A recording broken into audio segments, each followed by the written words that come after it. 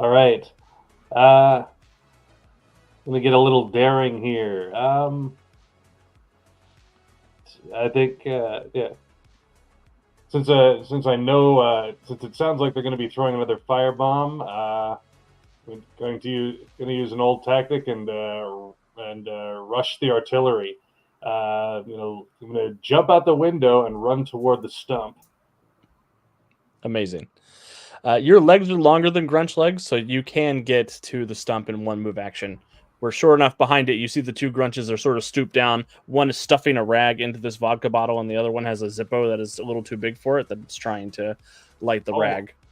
I forgot I was going to do something too. Can I spend a hero point to have grabbed a piece of the burning chair? Yeah, that's cool. Okay. All right. I'll grab the chair. So running with a burning brand in my hand toward the stump, I will swing down at him and say, "How do you like it?"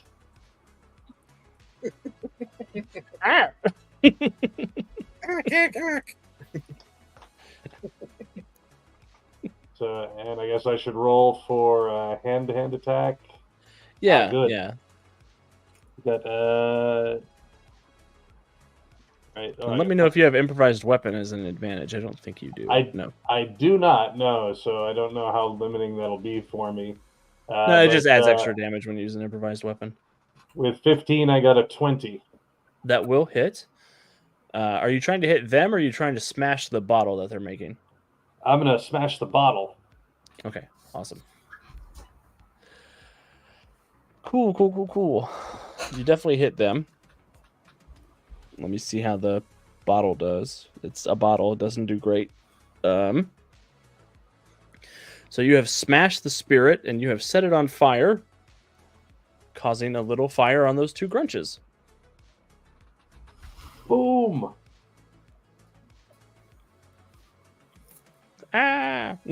So let me roll a toughness check for those two Grunches.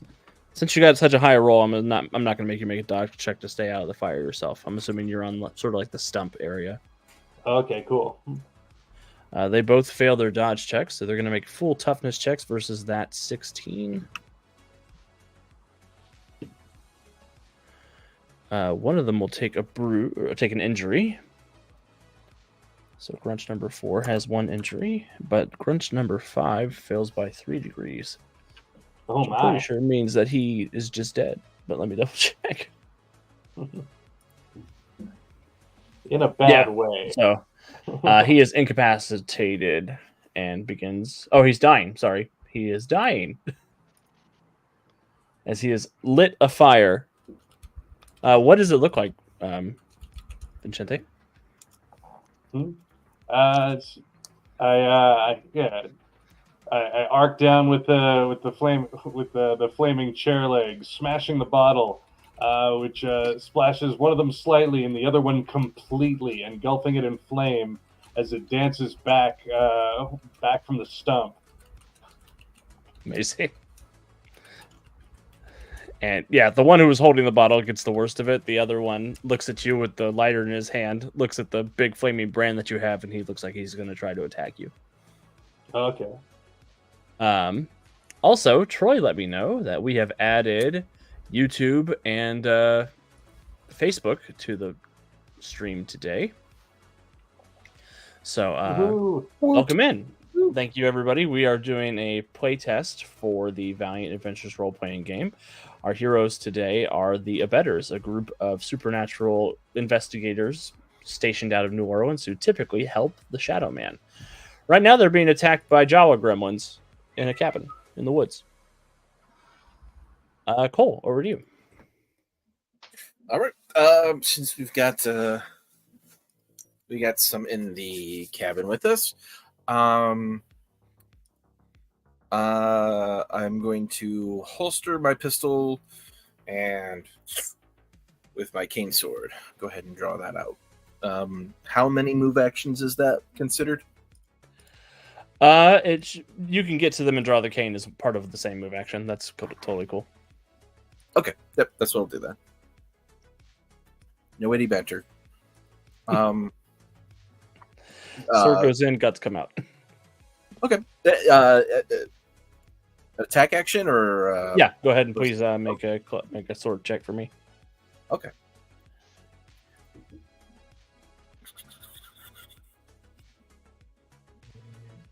Let's go ahead and roll. It's 16. So 21 in total. That will definitely hit, and the DC on your sword cane will be your strength +2. So it looks like your strength is a 0, so it'll be damage 12, DC 12 for the grunch. Okay. This isn't the one that got shot, it's a different one? Yep, it's a different one. Perfect. You bloody git. Ow, my body. Most of me. He does succeed, but he will go ahead and take an injury as the sword goes in. Do you want to say a little bit about how the scene looks? Sure. Cole, as he's putting the pistol away, realizing that the danger's inside, happens to catch. What? You singed my hair, my beautiful hair. You gotta pay for this. And then lunges in for it. Yeah, you get a good sort of strike across the side of him, and he sort of rolls a little bit out of the way, but missing some of the trick. But when you're mentioning your hair, he sort of points at you and goes, "Arr!" He flips you off. My hair is an intercontinental treasure. It's not even goat-like. Awesome. Willis, over to you. So just to set the scene, I've got a few of them around me now. Yes. Okay. I'm going to say, "Oh hell no," and I'm going to shoot one in the face if I can. Awesome. Or round about that area. I knew you wouldn't fail me, Orange Dice. You believe in me. I rolled an 18 with a gun, 23 total. Oh, nice. So you rolled a 1, but has an 8 behind it. Yeah. 1 + 8. One, kind of, but one of the good ones. Awesome. And it's a pistol you're shooting? I am shooting a pistol. Awesome. Damage 4. Okay, so it'll be DC 14 for the little grunch. Poor little grunch. He didn't hurt nobody no how. Grunch die. Oh, that's not good. Are you shooting the one that is one of the ones in the room? So you're shooting the one that Sally shot or the one that Cole stabbed? The one closest to me. I'll leave that up to you. I'll roll a D20, and it's the one Cole stabbed. Awesome. So he gets a grand total of a 9 versus your 14, which is a miss by 5, which is a miss by to a degree. So that will be 2 more injuries, taking him to 3 injuries and stunned. Are these minions or no? They are not minions. Not minions. Oh, okay. So you blast him pretty good. He is bleeding profusely, but do you want to say a little bit about how it looks? Well, I don't want to stop quite yet. I'd like to spend another hero point for an additional, basically to get another action, and then I'll spend my hero point next round to get rid of my fatigue. Awesome. I will go ahead and boot to the head another one of the grunches. Getting ready to call them Grinches. Not the Grinches. I'm like, as I'm kicking, it's like, and this is for stealing Christmas. I have rolled a 12 with that. What is my fighting? It is really, really good. It's +8, so that is a total of 25. Perfect. 25 definitely hits. And are you booting the same one that you just shot? No, I'm booting a different one. Okay, the one that Sally shot. Then. Yes, just to spread the love. Awesome. And what's your strength? It is a 2. Awesome. So that'll be DC 12. I get a total of a 10. So, and is this intended to be lethal or non-lethal injury damage? I will say lethal. Okay, that'll be 2 more injuries, taking it down up to 4 injuries, and it's still stunned, so it can't be double stunned. Okay. So yeah, you boot him in the head real good. Okay. Because some people double stun. That could be out. That could be unconscious. It's not, but it could be. Yeah, they sort of get kicked. They reel. The 2 that are in the cabin are regretting their life choices right now. Not as much as the guy who's on fire outside, bleeding to death or burning to death, but. So shot 1 said, "Oh hell no!" Shot 1, and this is for stealing Christmas. Boot to the head, and that's me. Yeah, the 2 in the cabin. So this is Grunch group number 2. The 2 in the cabin are both stunned, so they can't do anything this round. I'll take their stuns off at the end of their turn. But the one on the porch is gonna stab Bennet again. But I only get a total of a 9 to hit your parry DC, so your parry plus 10. That won't do it. Awesome. So, bam, you give a good stab. You're able to block him out of the way so he doesn't get you with the box cutter again. Hi, Jay Gray. Good to see you. Thanks for coming to spend some time with us. And hey, Raphael.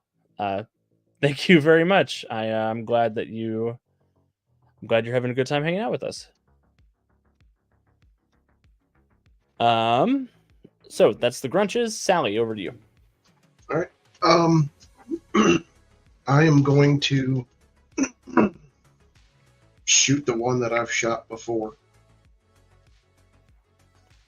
So let's see what happens here. He's hurt real bad, so I feel like you're probably going to kill him. Well, I got a 13. 13 is not going to hit. Okay. You do have 2 hero points if you'd like to spend one to reroll. You're totally cool with that. Yeah, what the hell? Awesome. I have no problem doing that. And remember, when you spend a hero point, if you roll 1 to 10, you get to add 10 to it. So it's almost always guaranteed to be better. Okay, so I just rolled a 9. So it becomes a 19 plus your bonus. Okay, and then 24. Yeah, no, 25. 25 will hit, and then it's a pistol, so DC 14. He's got -4 to his toughness, so I feel good about this. Oh, dear. Yeah, that's 3 degrees. He will be dying. Do you want to say what happens as you plug him full of holes, Sally? I just basically go, I'm tired of this, and unload the gun at him. Boy. Yeah. And just, again, that sort of green spray of ichor as he lands down, twitching on the ground. Curses, small caliber firearms, my only weakness. And then do you want to take a move action anywhere, Sally, or are you okay? No, I'm okay. Awesome. The Grunch is outside. The one Grunch is burning to death. He's having a bad time. But his buddy who's not is going to brandish the Zippo in one hand and draw a box cutter with the other, and he's going to just jump on Vincente, and we'll see how it goes. He lets out his own little like gibberish Conan battle cry. And rolls a natural 1, so he just sort of flies past you and lands face first in the swamp, putting out the fire on his little Zippo. Houdini! Splook.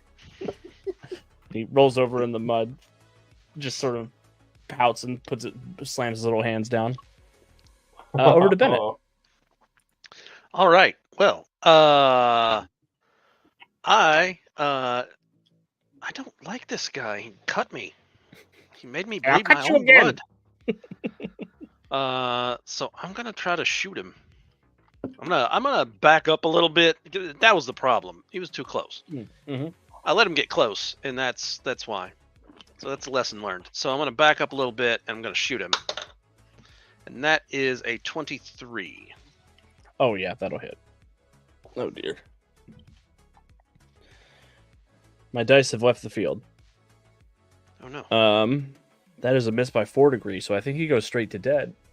Yeah, right in the face. That's it. Yeah, what That's happens? It's so I take a couple of steps back and I aim like I was taught to aim by the people who taught me.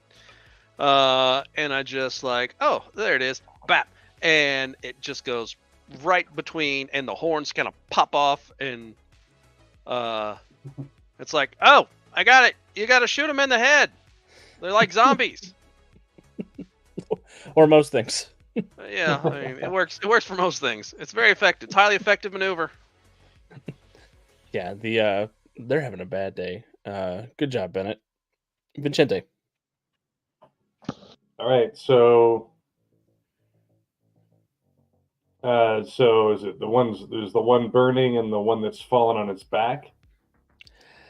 Yeah, there's so there's the one that's burning is dead now, but the one that is in the swamp on its back is injured, but it's still in the fight. It's just it failed that last time.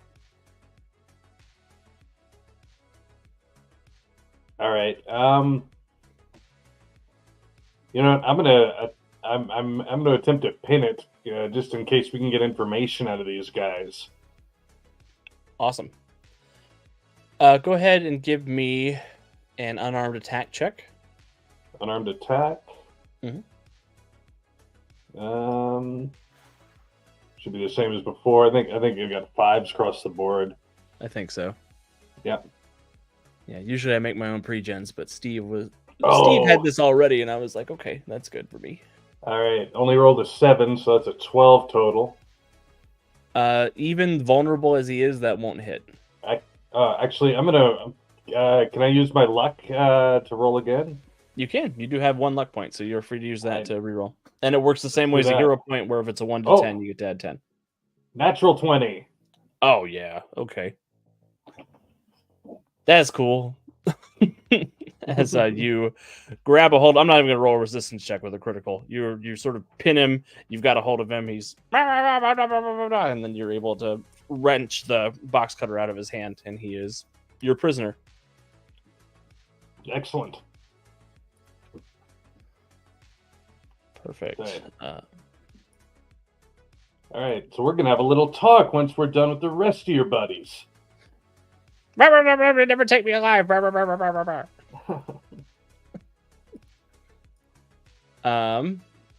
Cole. There's the guy you stabbed. He's the only one who is still in active combat. Okay. Okay, my turn. I Here's your turn. will. Let's go for it again. Let's give him a stabby stab. We determined it was a +2, so that's a 20 in total. Oh, the damage is 2, but the bonus to hit is 5. Oh, 5. Okay, so 5 + 18. Yeah, that definitely hits, no problem. Sorry, I got my numbers still. Yeah, no worries. And I'm on 3 injuries right now, so I subtract 3 from my toughness check. That will finish him off. Cole, what does it look like as you put an end to this last grunge?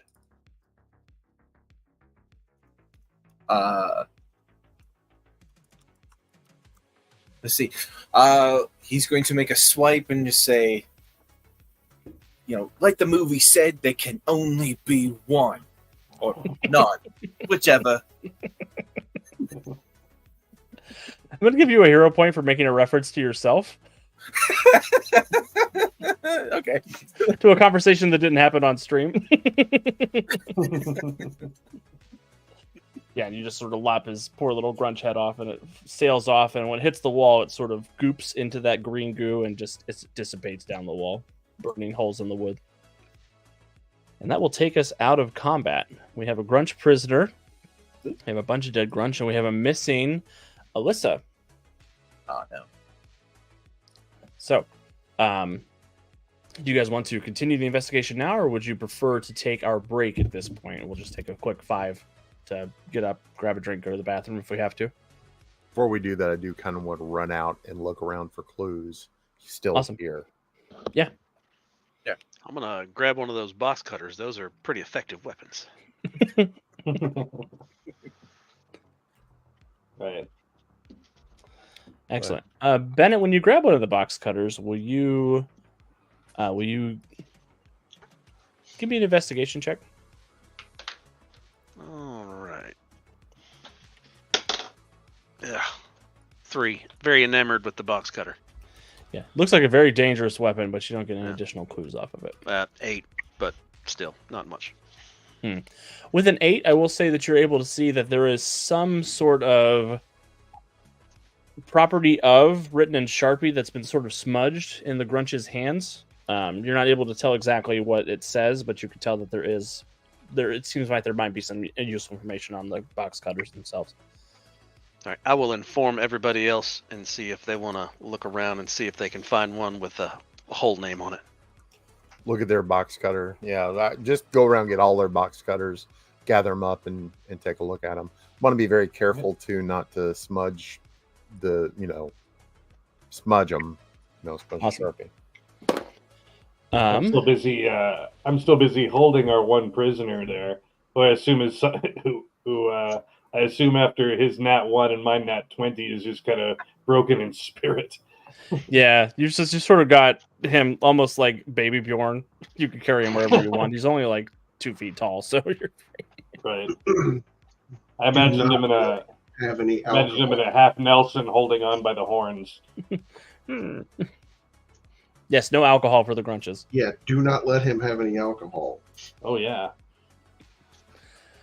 It will be like feeding a gremlin after bitten. I kind of look at Sally a little guiltily, like, why do you have to bring that up? I'm going to look around. Speaking of alcohol, I want to look around and see if they have any more Molotov cocktail makings that they didn't get to use outside. Oh, they did bring a few more bottles. I'm gonna roll. Let me know if you want it to be, if you're hoping the result is above 10 or below 10. I'm going to hope it's below 10. That was a good hope because I always roll low. You do see that they do have the makings for at least 2 more Molotov cocktails that were not destroyed in the fireball that happened over by their bomb making station. Okay, well, I'm going to gather that stuff up. Awesome. And if you want to write down, those are damage 6 weapons. They're burst area 6. Okay. Oh wow. Just have to remember that, but I can do that. Yeah. Also, Jay Gray gets a hero point for the comment. Lots to unpack with these box cutters.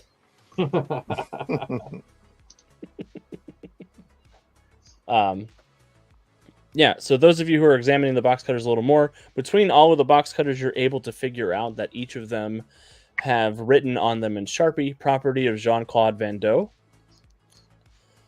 St. Louis Cemetery number 1. So probably a groundskeeper of some type. With an amazing collection of box cutters.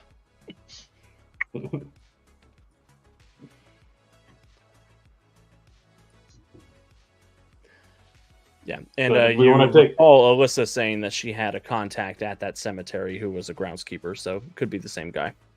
Okay. So, did we want to take a break, or do we want?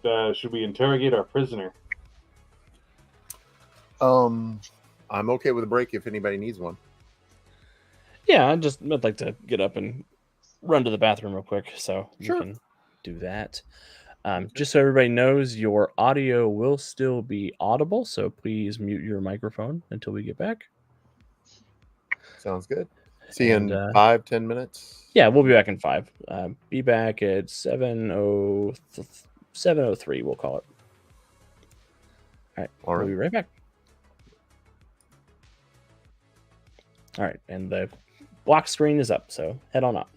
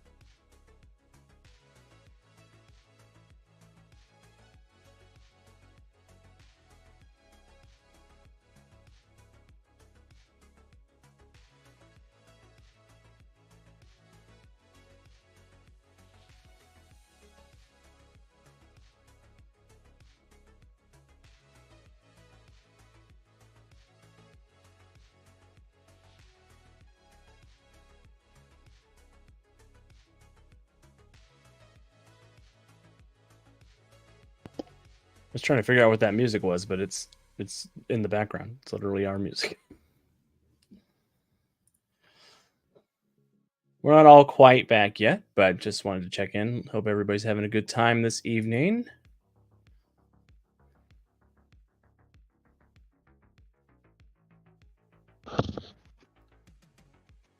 I am. Welcome back. Very pleased. Good.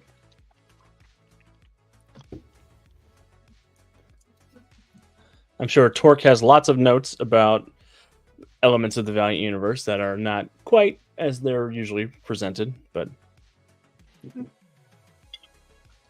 So far, everything seems to be going right in line. Good. So I'm eating a plate of beans. So. That is British of you. Well, I was interested in going to see Cars in theaters, best snack to eat at beans. So, yeah, Dev. Yeah. Torque, I need to come on and chat on the podcast sometime. you are most welcome. And as a matter of fact, I was hoping somebody who knows 3rd edition intimately, because I want to build the template for hardcore. Those are that's my favorite. I love Gunslinger. He's one of my favorite characters, especially in classic Valiant era. Mm-hmm. And I'd really like to build their template because they've got a bunch of powers. Oh yeah. There's very unique things about them, particularly. So looking at the damage, you have 3 stages of conditions, and in the 3rd one, you're considered dying. Mm-hmm. Well, with hardcore, the moment you flatline their tech support lifeline, they hit the kill switch, and your head just juicy tomato from the inside out. And so that's one of the most fascinating things. I would love to play test for everybody. So it's there's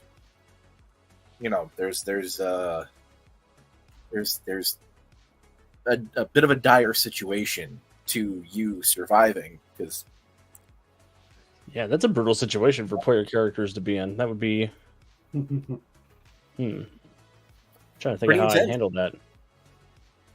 Yeah, it'd be pretty intense. I mean, but that's the one thing about this Valiant Universe RPG that they really want to drive home, that death is a very real aspect to this game. It's very, it's a bit more of a lethal universe compared to the 4 colors and wackiness of the other brands. Yeah, I tend to call this the human water balloon style of comic book. like the boys in Invincible and Valiant, and just yeah, and no one's got plot armor. Yeah, you look at somebody the wrong way and they explode. It's crazy. literally Toyo Harada, that's, you look at him wrong and he just like, oh yeah, there goes your head. Screw you, dude. I like Toyo a lot. I think he's a really interesting character. Oh, he's absolutely fascinating. He is a walking atomic monster, and I love it. Yeah, and I don't know. I'm always been a big fan of sort of that Lex Luthor archetype, where it is somebody under different circumstances would probably be a big hero in the setting.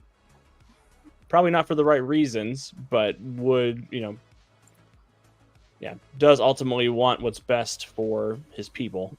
Humanity, yeah. Yeah, sort of that Doctor Doom sort of motif. Mm-hmm. Like, they suck. Don't get that twisted, but they cool motive, still murder. Is sort of how I put them.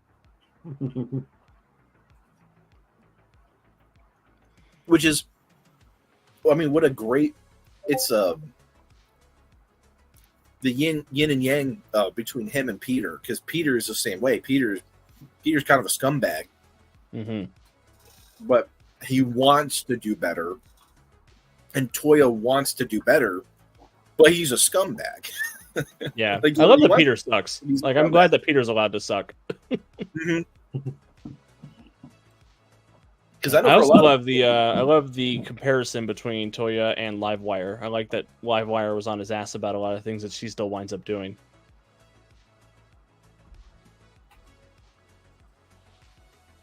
she's a great character too.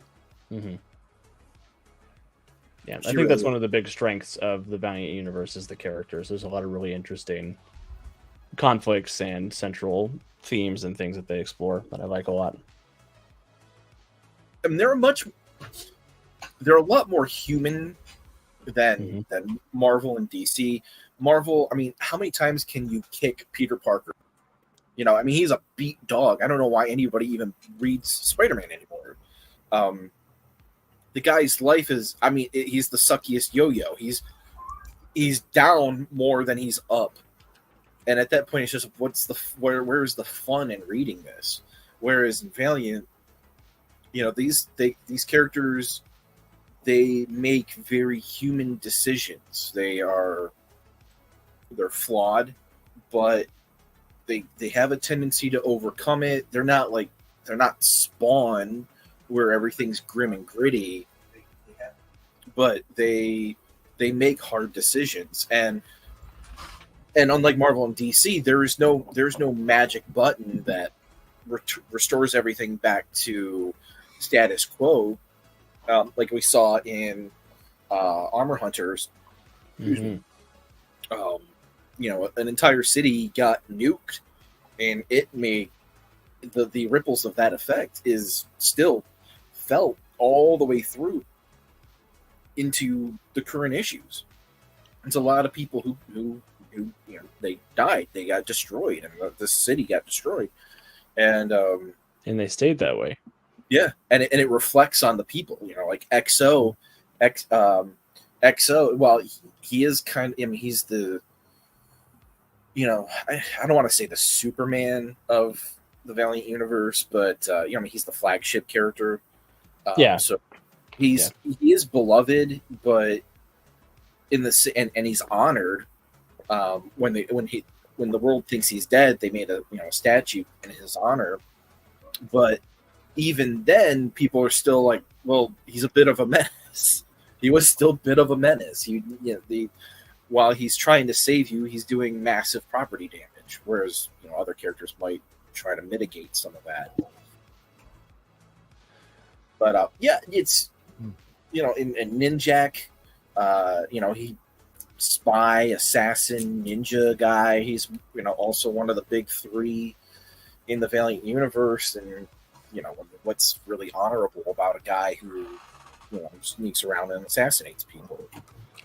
If you want to talk about Ninjak, you definitely got to talk to Matt Holder. He's a big fan. He actually has a Ninjak personalized license plate. Mm-hmm. Yes, I do. You said you made it into one of the comics, right? Yeah. Yeah, the whatever is it the Valiant Voices or whatever the thing that I don't even know if they still have that in the back of their comics or not. No. But yeah, when they did the thing on how to get a gold, there was the picture of me and Dinesh on the roof of the parking garage at the Hyatt McCormick place up in Chicago. And it was cold that day because if you're familiar with C2E2 or Hyatt McCormick, it's literally right on Lake Michigan. Mm. That was freezing, but it was worth it because worth it. So worth it. And that's one thing I will give. This is one of the best things about Valiant. I'll tell you right now, is that they really are about their fans. You do things like that. Like when I started my podcast, somebody from Alien reached out to me and got my address, and they sent me a nice care package with a gold XO gold issue and a handful of other books to kind of, like as an appreciation of helping get the word out. And and that was great. That they didn't have to do that, especially given now that Valiant's kind of going through this a bit of a phase right now where there's Valiant Entertainment is more of a licensing shareholder group, and they they're licensing out their comics to Alien. They're licensing video games. They've got Cafe Press, who does some of their clothing. And they have official partners all over the place. But they themselves, they're Dan, who is the head of it. He's kind of more focused on the TV, movie, entertainment side and getting all that stuff. It's really unique as to really how things are going on.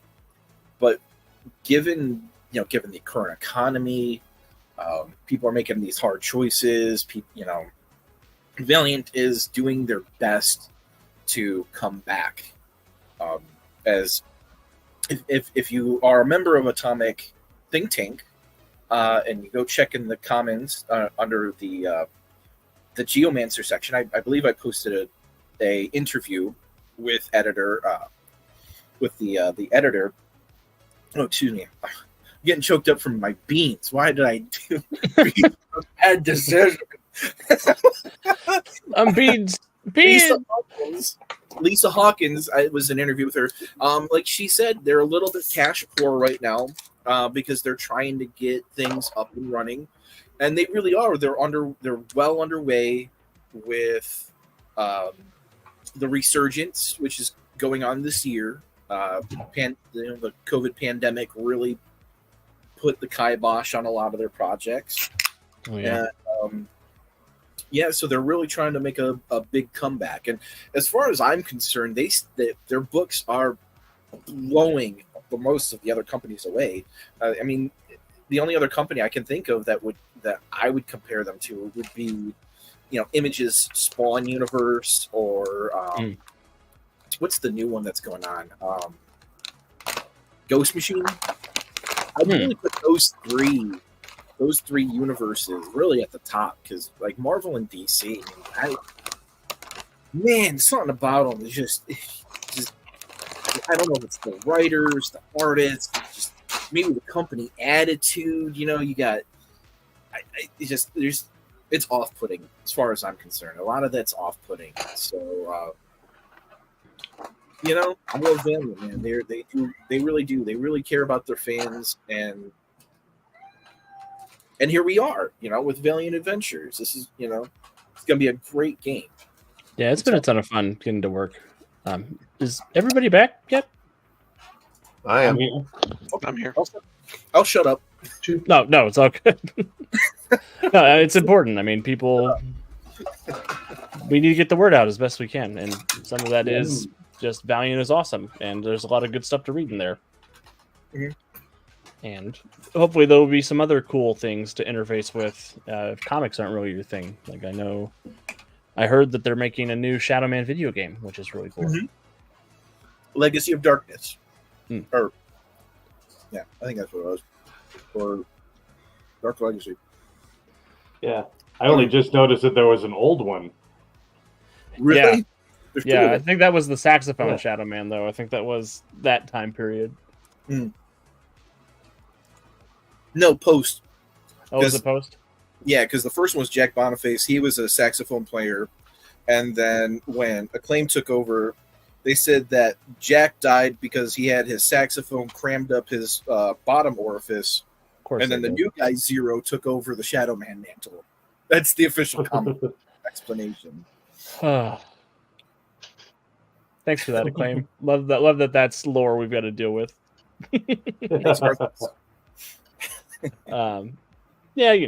Sometimes there is stuff creatively behind the scenes that people are working through. You got to give them a break. Okay. But yeah, just tuning back in. Thank you everybody who's been hanging out here with us tonight. We're in the middle of an adventure called Magpie's Treasures, which is dealing with the Abettors, a group of supernatural investigators who work in association with the Shadowman to keep the world safe from the Deadside. To make a very long story short. So far, our heroes tonight have been summoned to talk about the reemergence of a villain known as the Magpie that they know was an alias that the Shadowman took a while back when he fell under the sway of Master Dark. The Abettors were able to snap him out of that, but the fact that this Magpie might be back is probably really bad news. Before they got too deep into their investigation, however, the Magpie showed up, abducted their contact, Alyssa, and had them be attacked by a group of these little creatures called Grunches, who they have taken one captive. They found a couple of Molotov cocktails. They found some box cutters that mention that they are the property of Jean-Claude Van Doe in St. Louis Cemetery No. 1. And we are getting ready to interrogate our one remaining Grunch. So that's where we rejoin our heroes. So I know Vincente has the poor little Grunch in a full Nelson by the horns. Where are you guys taking him to have this conversation? Just inside or out in the swamp or to a second location? Well, they were going to firebomb the house. I want to know if there's something important in there that they don't want us to find. Okay. Give me. Are you going to try to persuade him to tell you? Or you're going to want to intimidate him to tell you. Should I try to overwhelm him? You could try to overwhelm. What I would like to do is aid that overwhelm.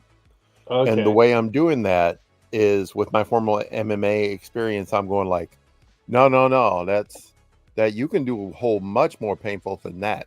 Look, lay your arm up here, and then if you bend his arm backwards like that, see what I'm saying? So I'm trying to aid his intimidation overwhelm. Okay. And Awesome. actually, sounds like a teamwork. Yeah, I do have an intimidation +5. Also got a persuasion of +6. So no, Excellent. whatever. All right. In that case, please give me an intimidate check. Both of you give me an intimidate check. One of you, whoever rolls higher is the primary, and whoever rolls lower is the aider. And a better. Right. 23. I got an 11, so that would be 16. Okay. I got a 23. 23. So 16 is enough to help. So that will give a +2 bonus to the primary to take that 23 to a 25. All right. Okay. Lots of degrees. The Grunch is like full Nelson looking at you, like talking about how you want to break his bones the correct way. And he's like, I will let him know. It's like I can tell him how to make that even more painful if you like. Somebody who's there with an occult skill, please give me an occult check. 13. 20. 20. The person who got a 11.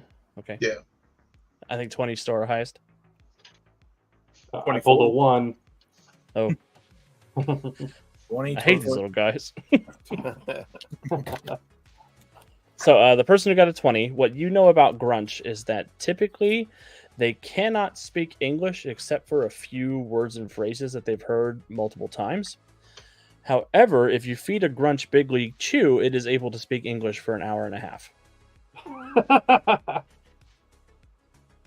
Does anyone have Big League Chew?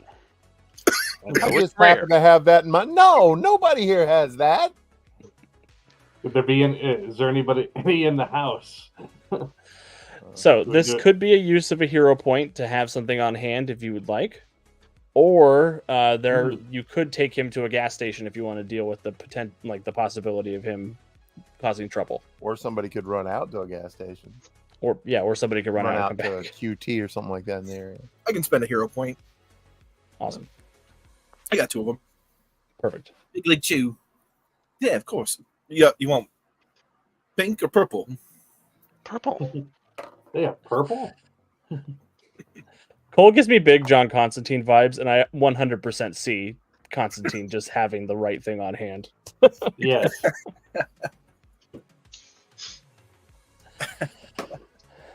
So you have the pink, and you hand him, and you just throw on, and he's no, ah, blah, blah, blah. Curses. Now I can speak. but you guys are really scary. Just please don't hurt me. And he's just taking big obnoxious chews on the gum. So, yeah. Why did you want to firebomb the house? Is there something here you don't want us to see? There's people here we don't want to be alive.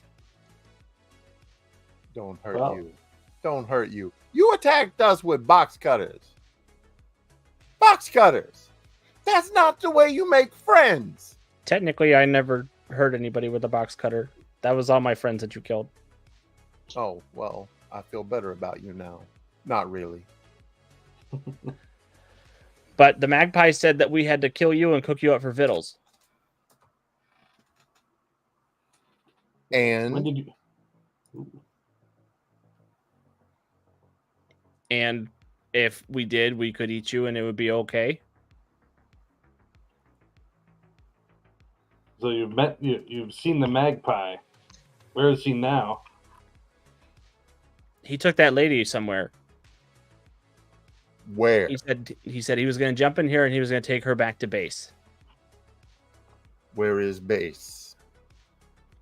It's at that cemetery, the one with the big gate and the angel statue.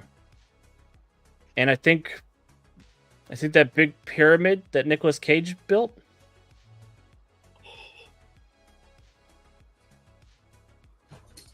Do I know what the heck he's talking about?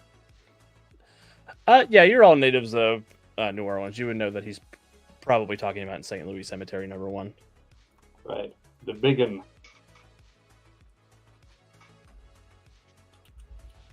All right, folks. I think we have our direction. What do we do with this one? He's all gummed up. You can just let me go. That's fine. I'll be good. And what are you going to do if we let you go? Go find some more booze to drink to make more friends.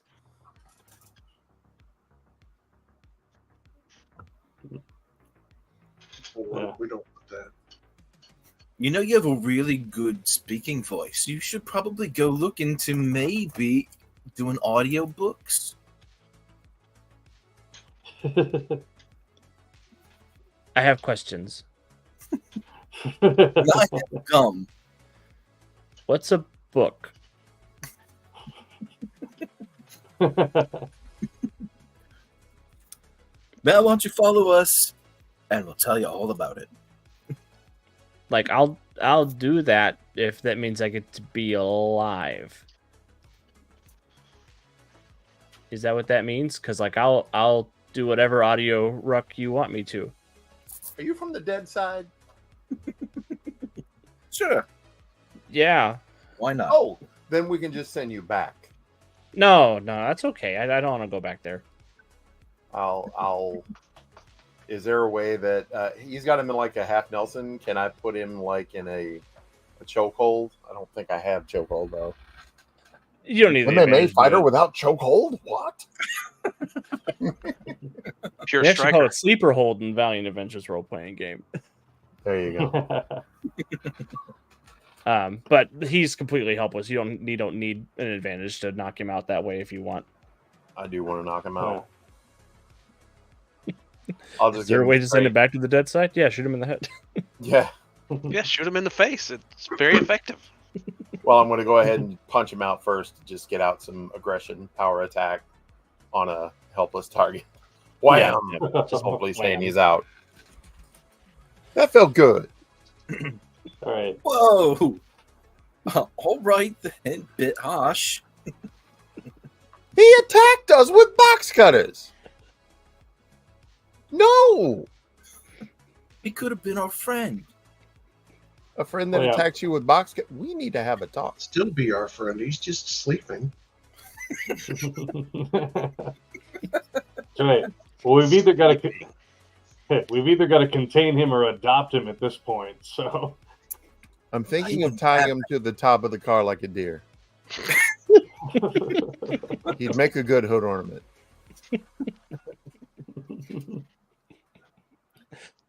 That feels like humans- adopting and keeping him.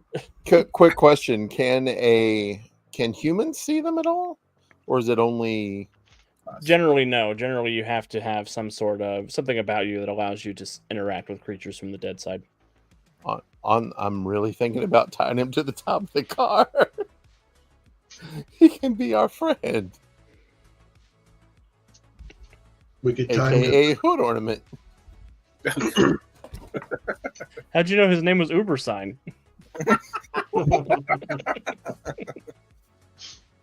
Das pronounced Ubersign.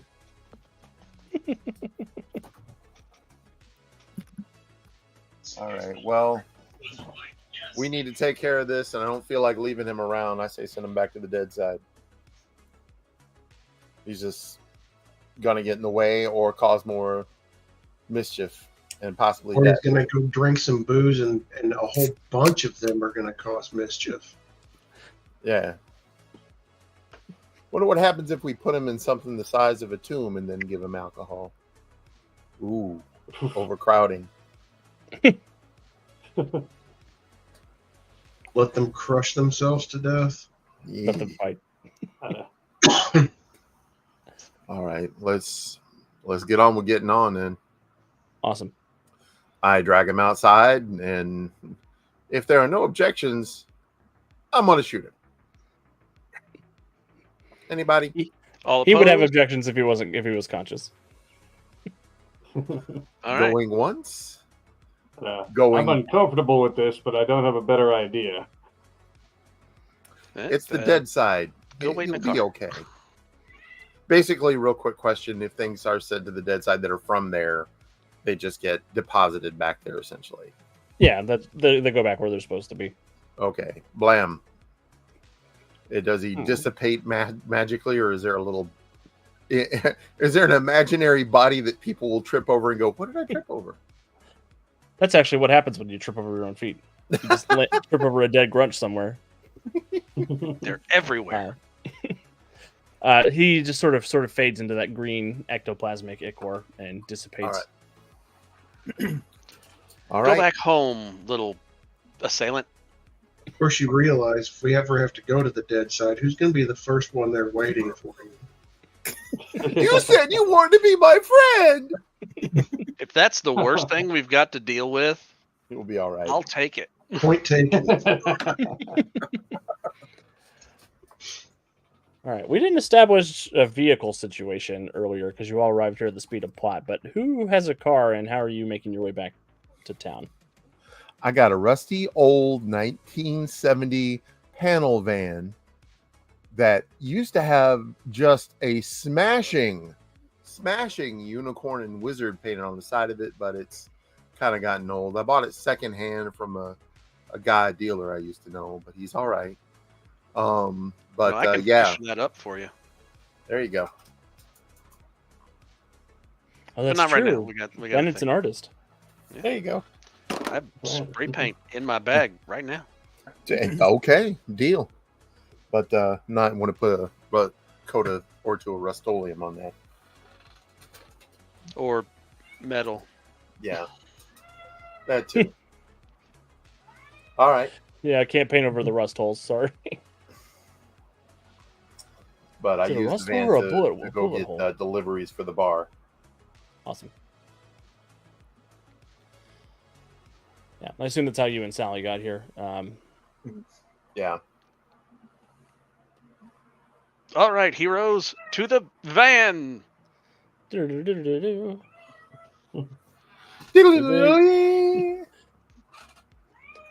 the deductive wagon.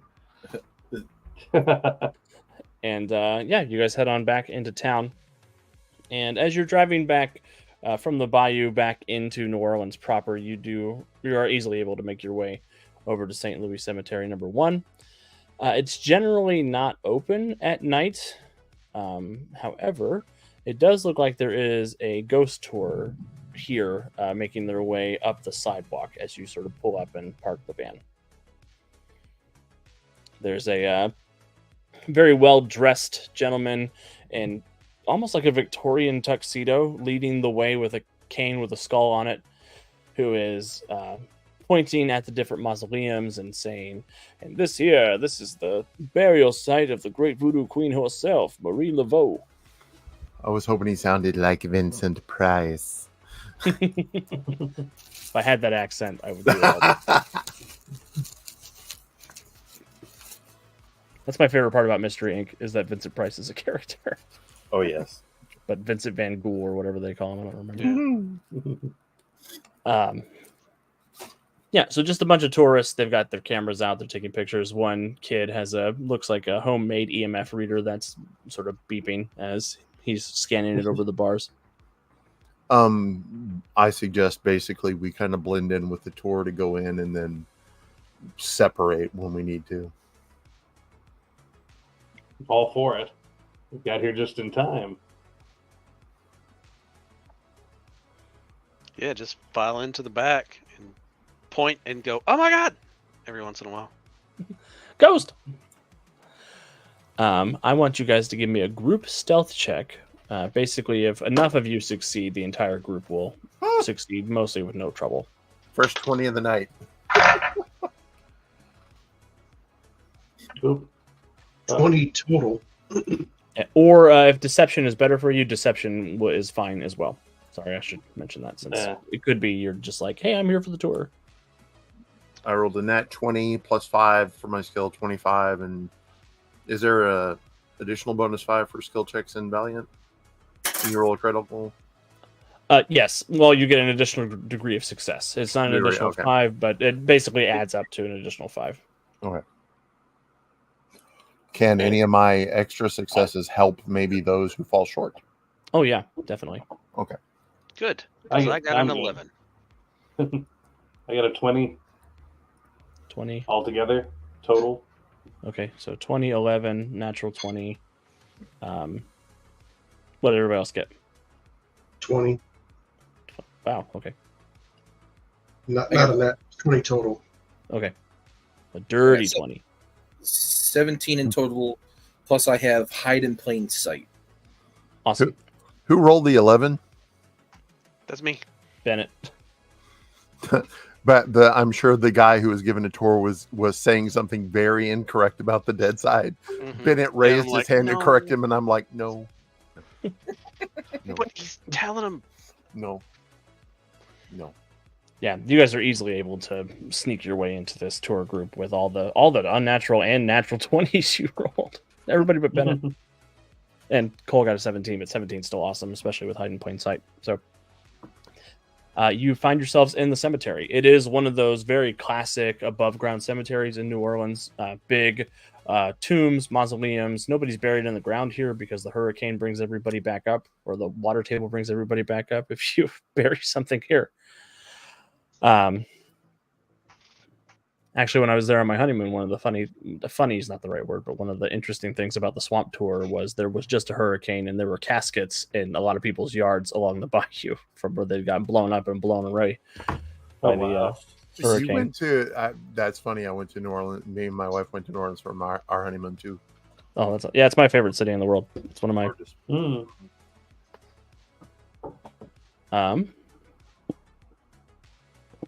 But there is it is just this, it's very well cared for. You can see there is an office just off of the big bank of mausoleums that looks like it's a groundkeeper's building. And the tour is basically, the tour guide gives this brief explanation of what the cemetery is, and then he sets you guys free to ghost hunt for about 30 minutes before it's time to get back on the bus and go to the next location. So, if you guys are investigating around, give me investigation checks. We'll just kind of fade into the background when they head out.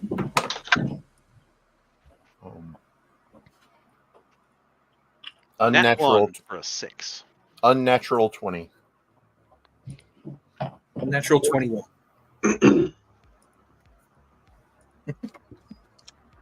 Oop. So, what was the bonus, Dad? Investigation. Oh. I had 12 total. 12 total? So we have a 12. We had a natural 1 for a 6, I heard. Mm-hmm. Dirty 20. Somebody had a 21? Yep, 21. I had a 14. And then a 14. Okay. So let me figure out our total degrees of success here. This is a bit of a shadow challenge sequence we're in the middle of. Those of you who are new to Mutants Masterminds, one of the ways we handle disseminating a lot of information quickly is through something called a challenge sequence, where I present a series of things that you have to accomplish and then have you make some skill checks, and then we handle the narrative stuff after I know if you fail or succeed. I was looking for this number. So we have 3 failures, 3 degrees of failure, I should say, and 3 successes.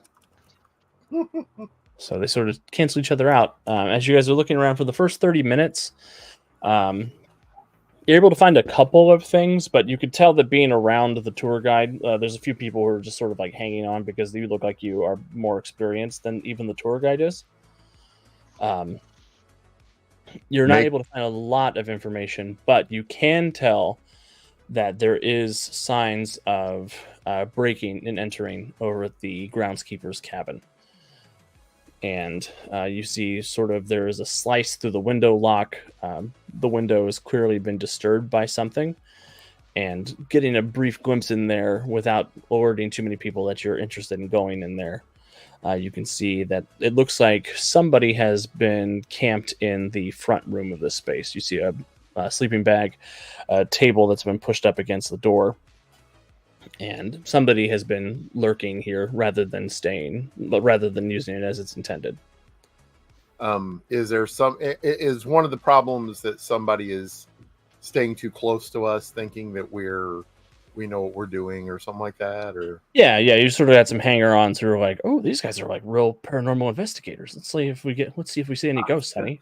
I will just like look at them and be like, go away now. And use intimidate, not like not a threatening thing, just the eye contact, and I'm going to be big and intimidating for a minute. Yeah, this will basically wheel us into the second roll of the challenge sequence. So we'll start with the intimidate check, and we're looking for a 15. Let me know if you get how much above 15 you get.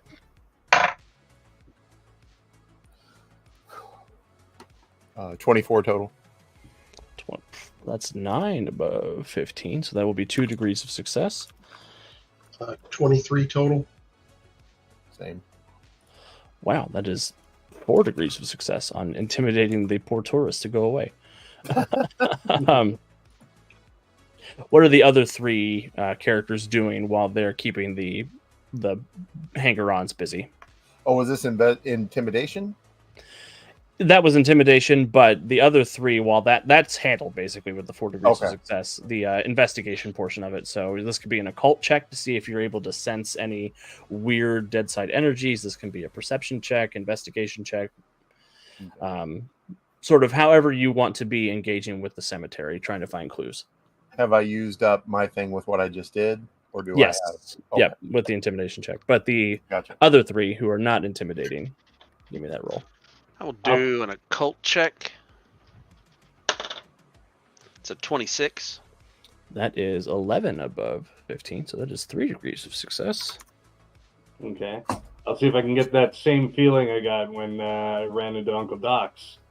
Awesome. Roll. Do you want to make that perception, insight, occult? I'll do that. I'll try the occult. Okay. 15 total. 15. That is a success. So that is 1 more success. And Cole, what are you looking to do? I think let me see, would it be the expertise Deadside? Maybe try to find a wandering spirit to talk to. Cool. Give me a check. Okay. We got 19. 19. That is another degree of success. So you guys have gone from 0 successes to 9 successes over the course of the 2 rolls, which is the threshold for all the clues for this scene. The two people who are intimidating, you're able to get the tour people to leave you alone, while the other three sort of wander off to do their hiki ghost stuff. There is a bit of an exchange where the guy's like, "Hey, I'm just trying to make sure my wife sees a ghost. It's like special for us, okay? We never see anything. You guys, we always like to meet up with somebody who looks like they know what they're doing." And You writing a book? Leave this chapter out. Walk away. okay, man, whatever, just fine. he'll leave all pissed off and I've sad. listened to him. He's permanently injured someone before. I look at you like, that's rude. I don't talk about when you kill people. Maybe we should talk about when I kill people. I think they probably get the hint from that. It's like, maybe we shouldn't hang out with these people. I don't want. Yeah, we're good. We're cool. Bye. Have fun. Have a beautiful time. And oh, happy honeymoon. Sorry. meanwhile, elsewhere in the cemetery, Vincente, you sort of tune into that feeling you had when Dox was here. And you get sort of that sense again that there is the veil between here and the Deadside is thinner than elsewhere. New Orleans itself is very much close to the Deadside, but there's just a tract of this cemetery where you can tell that slipping in and out for spirits is probably much easier. As you sort of tune into the feeling you had, you can tell that there has been a lot of traffic through here recently. You get a similar sense of the grunch that came through, so you think this is probably where they came through. And you feel like a great surge of magical energy has happened here in the last half hour or so.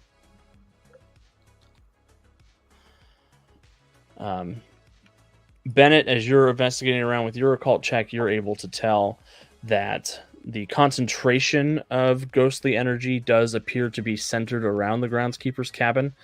And you do find, as you're sort of doing your occult check, there is signs that this cabin was once warded against spirits, but those wardings have been broken apart by something intentionally.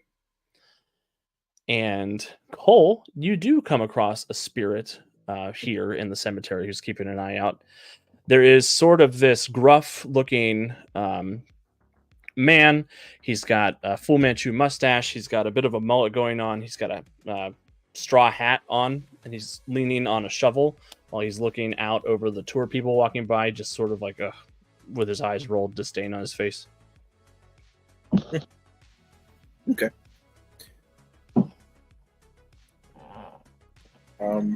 Do we want a fast track conversation or go through it? I think you should talk to him. Okay, we'll go ahead and talk to him. Hey there, how you doing? Oh dear, you out here down here in the swamp just doing that whole British thing, huh? You know, don't get to always choose where we come from. I remember there when President Andrew Jackson came here, kicked all you guys up out of the swamp here. Yeah, it was quite embarrassing. Not maybe our proudest moment, but you know, things are all right now between us. You know, we're friends now. You know, we're okay. Only good redcoat's dead redcoat. You know what I'm saying? Yeah. What are you doing here? What are you doing out here in this here cemetery? What you want? Say, have you seen anything weird around here? Maybe some things from the other side. I mean, I've been in there and I done seen that they got those little rectangles that light up and they're giving the ability to talk to everybody around the world here. You know, see? That's weird. You got one of them little rectangles? Yeah. He goes ahead and pulls it out of his pocket and stands next to him, flips through it. Yeah. Why don't you dad show me that there TikTok. Yeah. So, you know.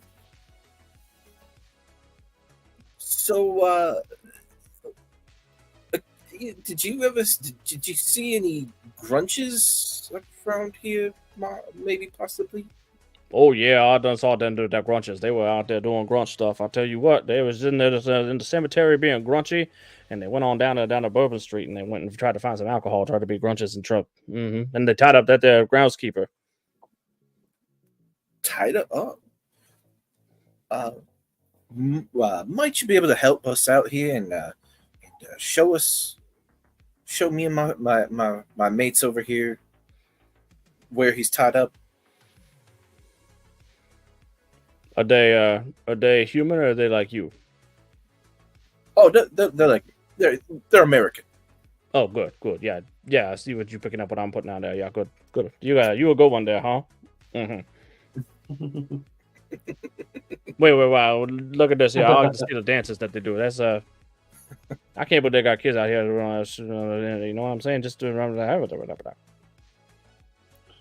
Right. Well, yeah, you should probably find that groundskeeper pretty soon. He's probably gonna die if nobody come and finds him. He's been locked up in the swamp or in the tomb mausoleum for like, I don't know. Time's weird now.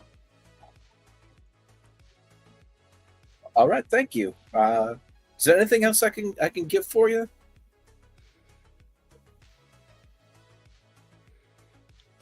Do you got one of them rectangles you can leave here? Here, you can have mine. And he'll sort of manifest. You sense the spectral energy it requires for him to manifest enough to take the phone, and he just sort of puts it in his overalls pocket. Well,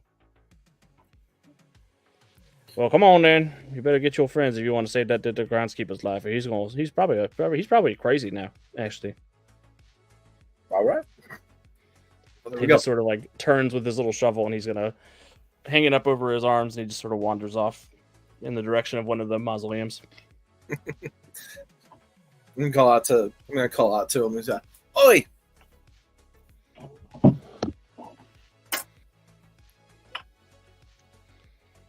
Did you find something? Him, or are you calling out to the group?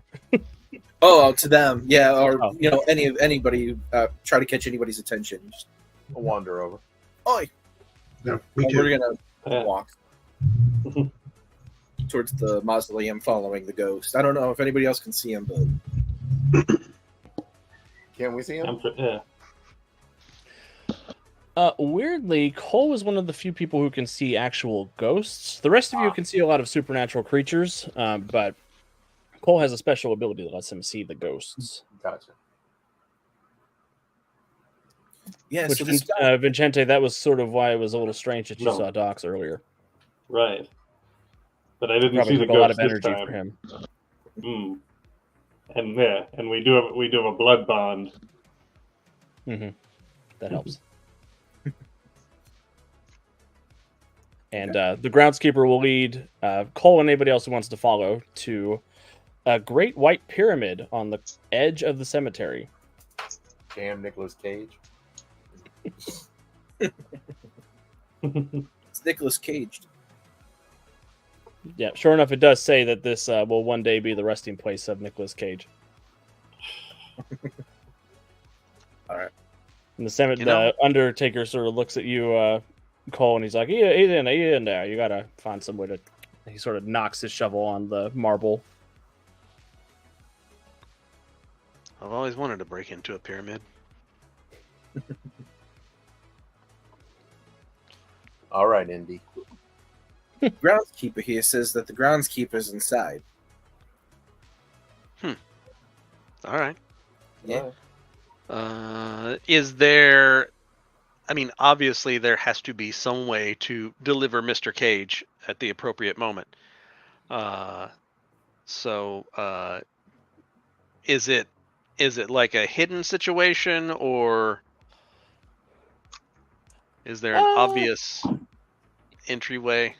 Give me an investigation check or a thievery check, Bennett, if you have thievery as a skill. I do have thievery. And I'll give you a bonus dice for being a native of the area. I have to actually grab one. I only brought the one. Yeah. dice? So bonus dice is a new mechanic in Valiant Adventures that's not traditionally in M&M. You get to roll 2 dice and take the better of the 2. Or if you get a penalty dice, you take the worst of the 2. Okay. So with my thievery, that's a 12. As you're sort of looking through it, you're sort of making, sort of getting a sense of it. You can tell that there is sort of the big marble slab that covers where the casket is going to be. You can see that there's a number of like lipstick prints on the block along the top of it. Looks like somebody kisses it on a fairly regular basis. And Nicolas Cage one fans of are everywhere. the kiss marks looks distinctly not human. That's weird. No, it's a Nicolas Cage fan. Or distinctly weird.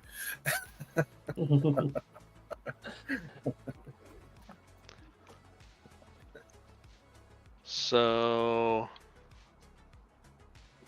inside? Anybody want Can I roll investigation? to help me Yeah, try to remove the slab? 13. One better than You think that with a lever and enough force that you guys could move the slab out of the way. It's not mortared in place.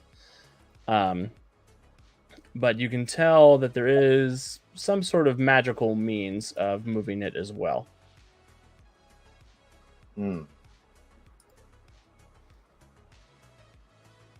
Which you think may be tied to the kissing.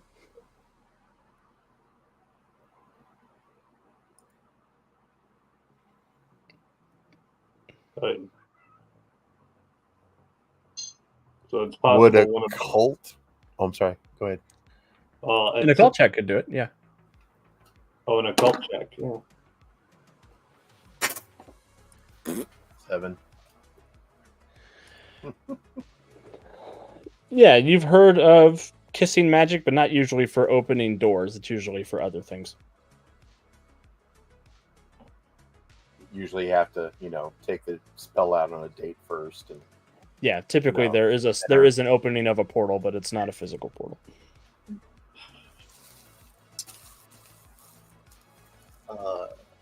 The time of the wooing. Can somebody with a better occult skill than mine try?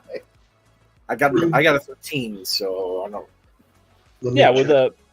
with a 13, with all the information that you've acquired from the other checks, you think that opening the slab is either going to require a strength athletics check, or you think if you get a proper person to come and kiss the slab, it will open.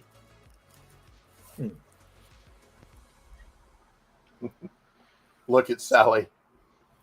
I'm gonna go kiss the slab. Awesome. Will you Yeah, make I a need- will resistance check for me, please?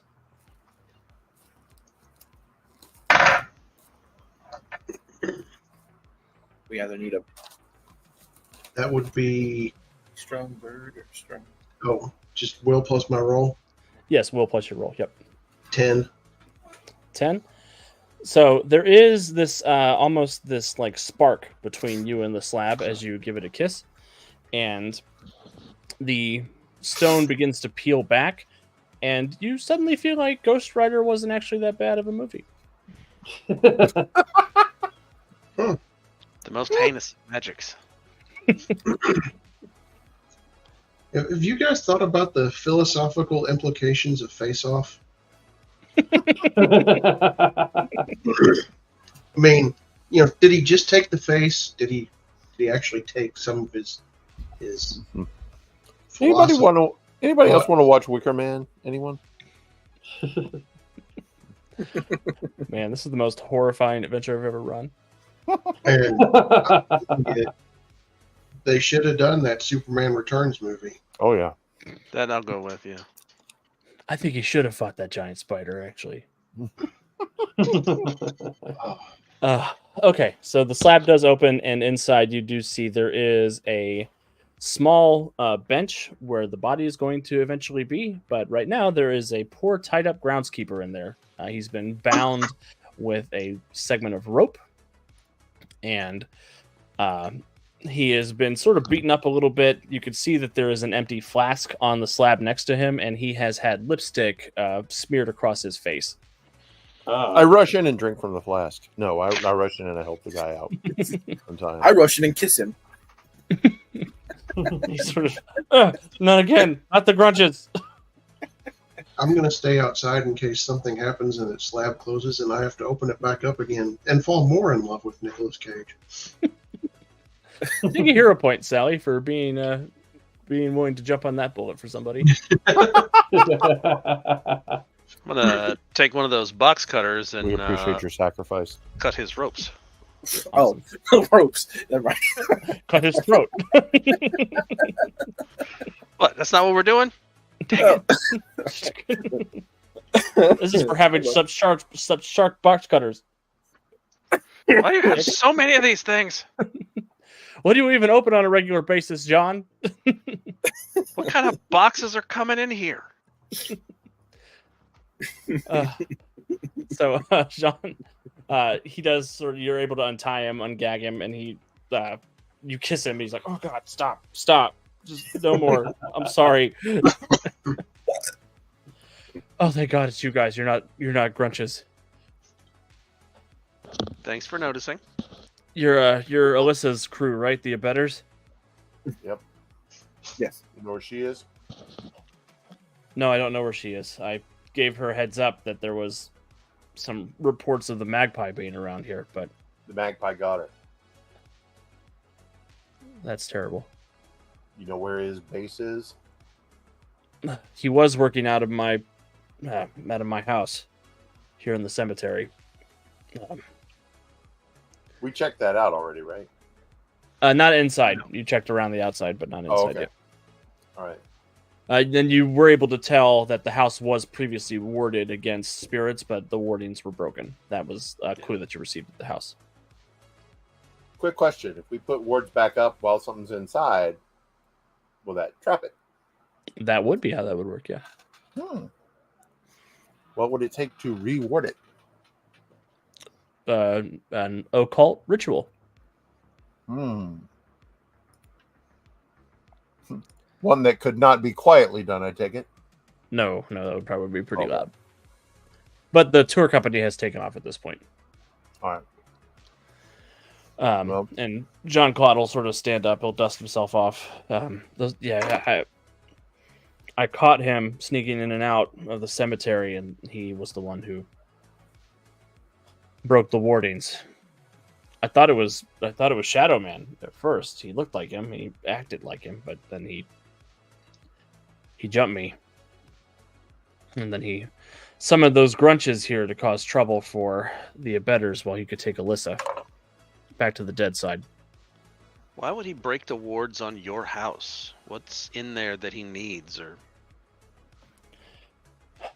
I never told Alyssa this, but there was an object in my house that made it easier to travel in and out of the Deadside. A mirror. Handed down from my grandpappy's pappy. I used it to help with my work here at the cemetery. You know, this is the biggest cemetery in the city, and this city is one of the biggest Deadside hotspots. Sometimes spirits come in and out, and most of the time they don't mean any harm. You know, I help the ones who get stuck here get back. I don't know why Magpie would want it, though. That just... Maybe his master wants to bring a lot of spirits through or something. That's the only thing I could think that he would use that mirror for. Oh, we got to stop that. yeah, that doesn't sound good. He isn't master. Yeah, I mean, if it's the same, if it's Master Dark, I assume. I mean, the last time Jack was the Magpie, it was Master of the don't world know. shit, right? Oh, I right. mean, there's into the world shit every day. I take it we know who Master Dark is.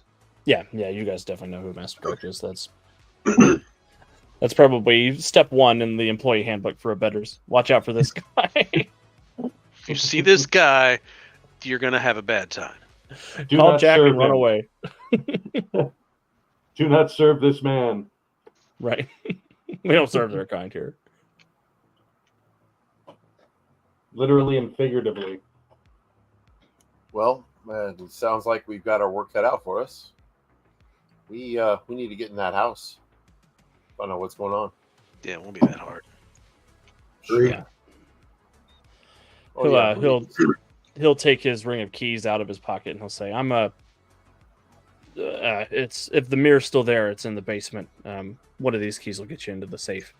Is it a big mirror, hand mirror? It was a wall mirror All right. that hung in my grandpappy's plantation and was there when all of my ancestors were killed. Obviously not all of them because I'm still here, but Right. most of my ancestors got killed.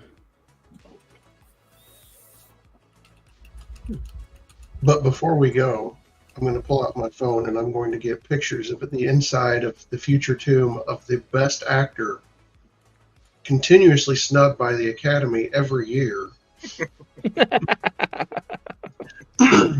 And some selfies of myself in what will be the best tomb ever. And that's the saddest day ever. Just lay down on the slab, take a picture. Yep. When will my prince come? My undead prince.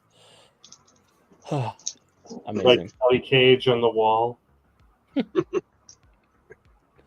And Jean-Claude will hand you guys the key. He says, I need to get cleaned up. I need a shower and a nap and a dinner, breakfast, whatever. What day is it?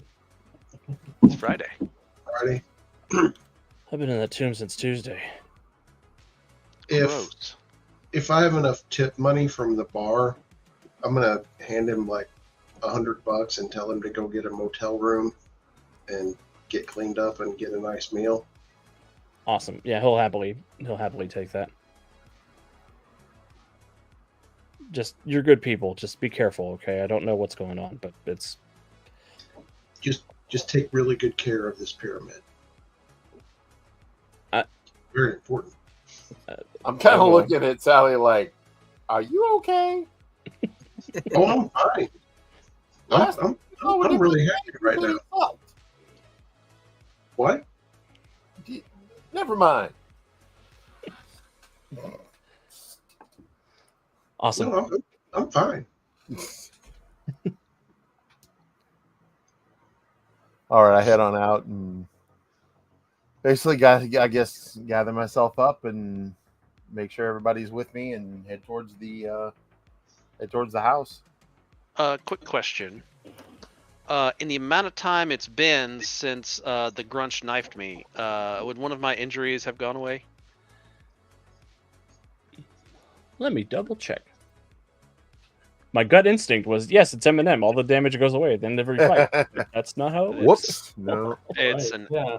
hour, I think. I believe that's correct. It's an Before hour a for recovery injury. check can be Yeah. done. Yeah. Before- Was Yeah, the before a recovery check can be done.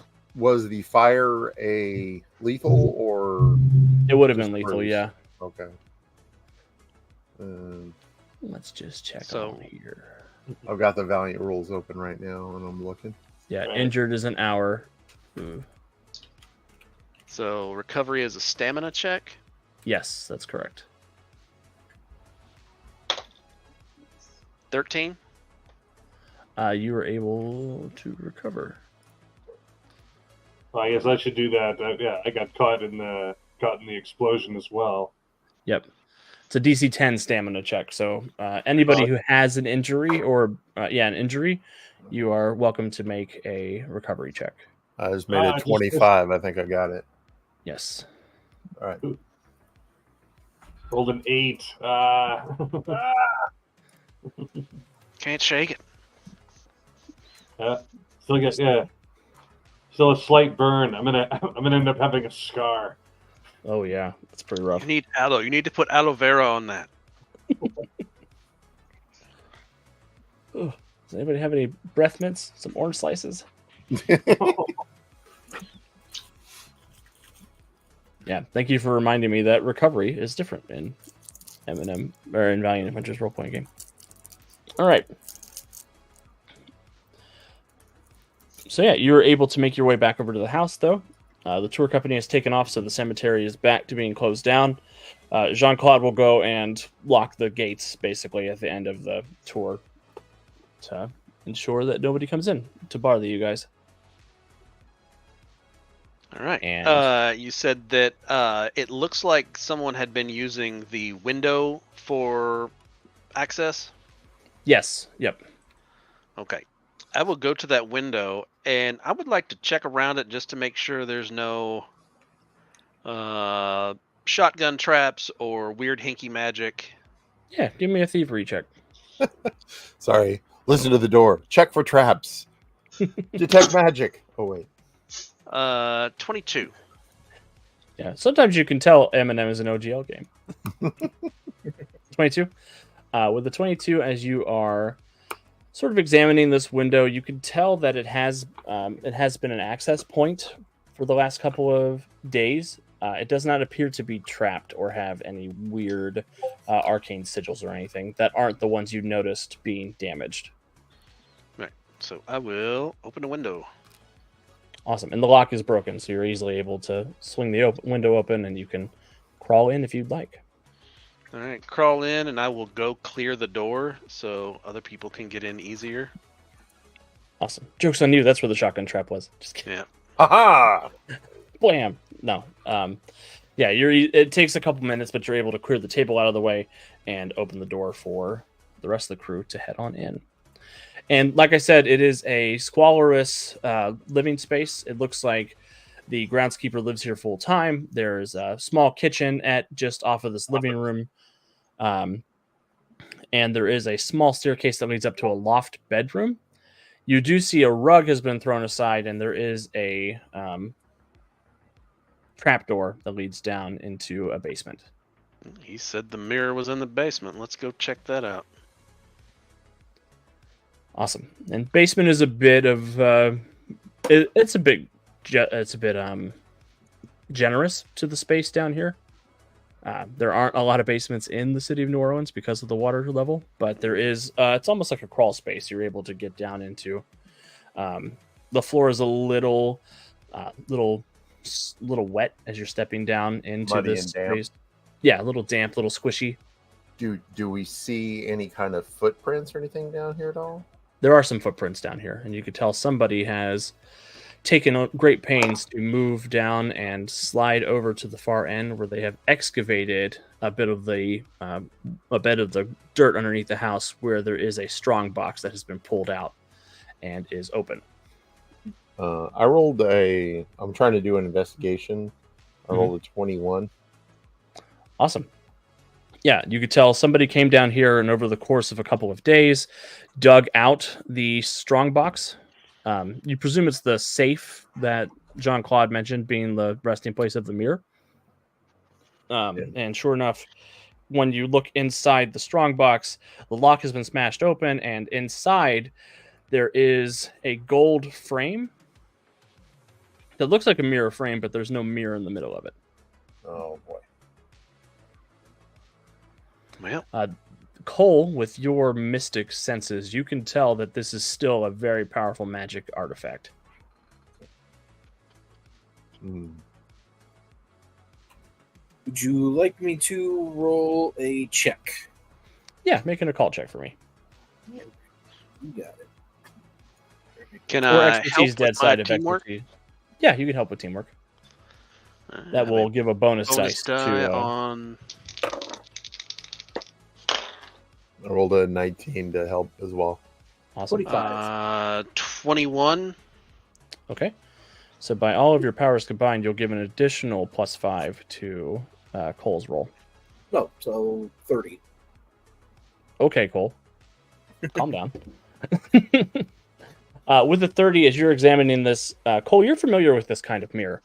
You know that there's a lot of legends, especially in this part of the world, about mirrors being a basically a passageway between the land of the living and the dead.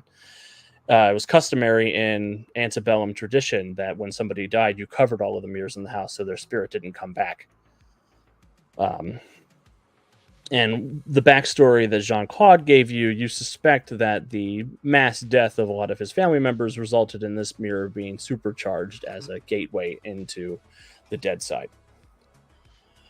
You think that you would be able to basically use this frame to open a door into the Deadside relatively close where the mirror put people out, but you're not sure that it will put you exactly where you want to be. But you think you could safely open basically a rift between the real quote unquote real world and the Deadside using this device. Okay. So I'm going to convey that stuff, a lot of that information.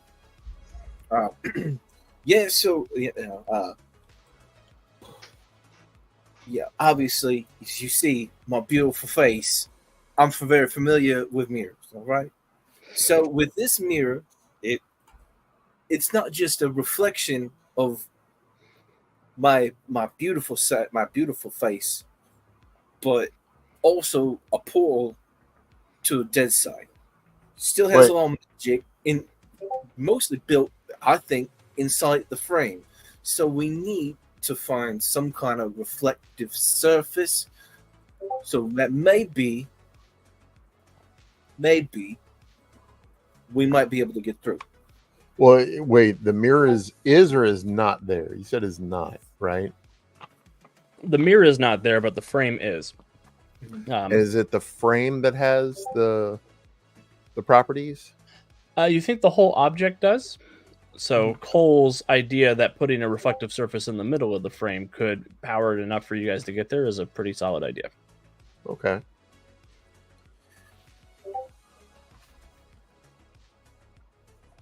You Yanks and your mirror magic. Yeah, put it in the sink and run some water on it, I guess. Well, I mean, we need a mirror, so the only mirror I can think of right away is the rear view that I have, or one of the side mirrors from my van. Jean-Claude might have a mirror in his bathroom upstairs. That'll never work. Yeah, okay, that's a good idea. Also, can you do the thing with your phone where you just look at yourself? Does that count? See, also, like I ponder that if the guy is used to bad things coming through the mirror, he might want to get rid of that one over the medicine cabinet. Like, I don't need to shave. I'm good. I don't need to shaving away, and a big hand comes out. Beard. Sorry, Ben. I spoke over you. Didn't mean to. Go ahead. Did the groundkeeper have an unkempt beard? He did not. Ben, well, a mirror in here he had some stubble from being locked in a tomb for a couple days. Sure. But he did not seem like he was usually bearded. All right. Well, let's stop there first. And if Right. not, And we sure- can pull one off the rear. We can pull the rear view out of the van. Yeah, and Cole would know that it doesn't specifically have to be a mirror. It can be any reflective surface if it fills the space of the frame. How reflective is tinfoil? It's pretty reflective. Tinfoil is pretty reflective. Let's go ahead and spend a hero point. And Cole's gonna go. What? You know, you Yanks. You should always expect a barbecue. I have tinfoil right here. I got tinfoil. I like the medicine cabinet idea. That makes sense to me, though. I mean, that would spare your. I mean, does he have a mirror in his bathroom?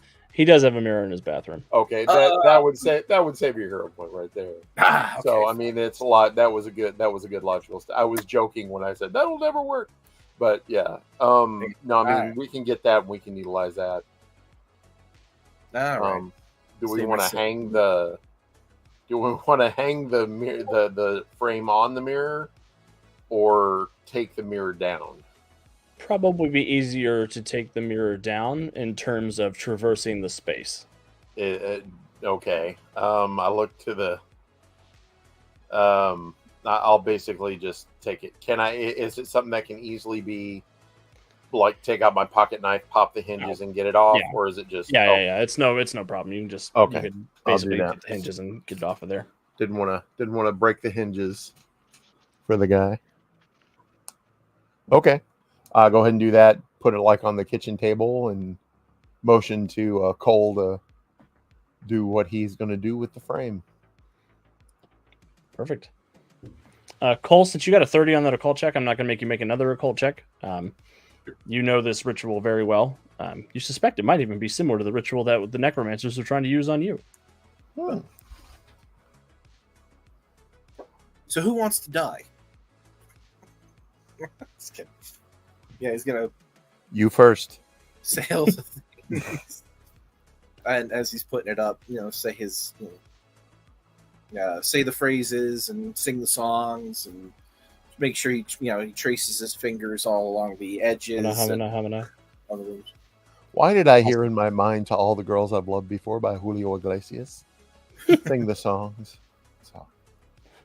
And the mirror sort of glows with this very brilliant silver light, and it opens. You can feel this chill wind pass between the ground where the mirror is over all of you here in the cabin, as this sort of dark, cold feeling penetrates your bodies. The portal is open and ready to be explored. Boy, have we really thought this through? I never think anything through. Saves time. I immediately walk through. Yeah, didn't even wait for there to be a response to that. I'm first through. I'll follow right after then. Yeah, and I'm going too because I want to see if that fella's there that he just sent to the Deadside. Awesome. As you all pass through, I'm going to give everybody a hero point. This time, not for a nefarious reason, just because I like you. Oh, and gotta look my best before going over. And you find yourselves, as you step through, you exit in a dark shadow of the groundskeeper's house. The shadows are striking, the walls seem impossibly tall, and you feel very oppressed by just this sort of dark, ever-watching feeling. Outside the window, you can see the mausoleums and the crypts of the cemetery. They are much more pronounced Gothic architecture structures, almost sort of standing up and over, looking down on each of you with a judgmental tone on their faces, quote unquote. Is it very Tim Burton? It is very Tim Burton. Okay. I'm going to check my phone real quick. I have a suspicion that I'm not getting a signal in here anymore. That's true. That's bad because now I can't watch The Rock on Netflix, so we need to get this done fast. I take my character, 3 bars. It's Mint Mobile. Thanks, Ryan. Product placement. There, sorry. Yeah, so you find yourselves in this sort of parody of the cemetery you found yourselves in.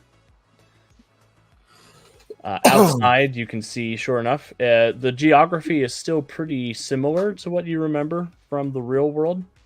But sitting on a wall looking down over you as you come out of the house, there is a monkey with a top hat on, whose tail is just sort of swishing ambivalently back and forth as he is leaning, looking down at you guys. It's New Orleans. I see this sort of thing all the time. Good evening. I will go ahead and roll would investigation or occult actually help me more here? I would say if you have expertise Deadside, you can make that check. Otherwise, this is a very specific thing. Okay. Then never mind. But anybody else has expertise Deadside, you can make a check. Or if you have well informed as an advantage, you can make an investigation or a persuasion check. Oh, wait a minute. Oh, I have contacts. Oh, well.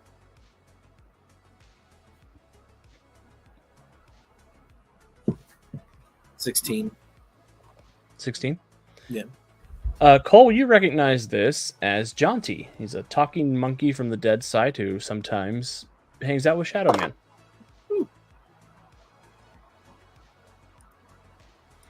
He sort of looks at all of you down there. Wow, you guys are alive, right? Last time I checked. Hope so. Ooh, that's weird. You guys shouldn't be here. We're here for our friend Alyssa. I don't suppose you've seen her. Oh, yeah. Yeah, I saw Alyssa come through here. You know where she is now? Magpie took her. Where? Oh, I don't know. Around. He points sort of vaguely in the direction outside the cemetery. Don't suppose you could take us there. Oh, you want me to take you over there? And he points to the edge of the cemetery. Well, take us to where Magpie is.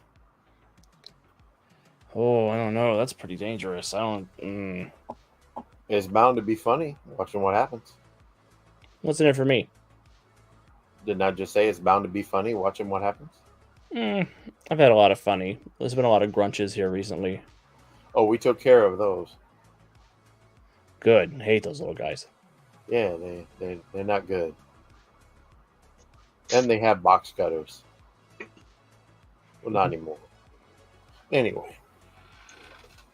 How about if you have another grudge problem, we'll take care of it for you if you'll take us to where Magpie is right now. Give me a persuasion check with the bonus dice. Go, Sally. Oh, can I roll a persuasion to help? No, then that's just this. Okay. What was the bonus? So the bonus is if you get to roll 2 d20s and take the better of the two. Okay. Well, you would think I'd roll a 5 and get better than that, but I know I rolled a 3. So 5 plus 1. Jeez. Plus 1? You got a 6? No, I got a 10. 10, okay. Yeah. Sort of leans up, scratches underneath his chin. Which is alright. I don't like grunches.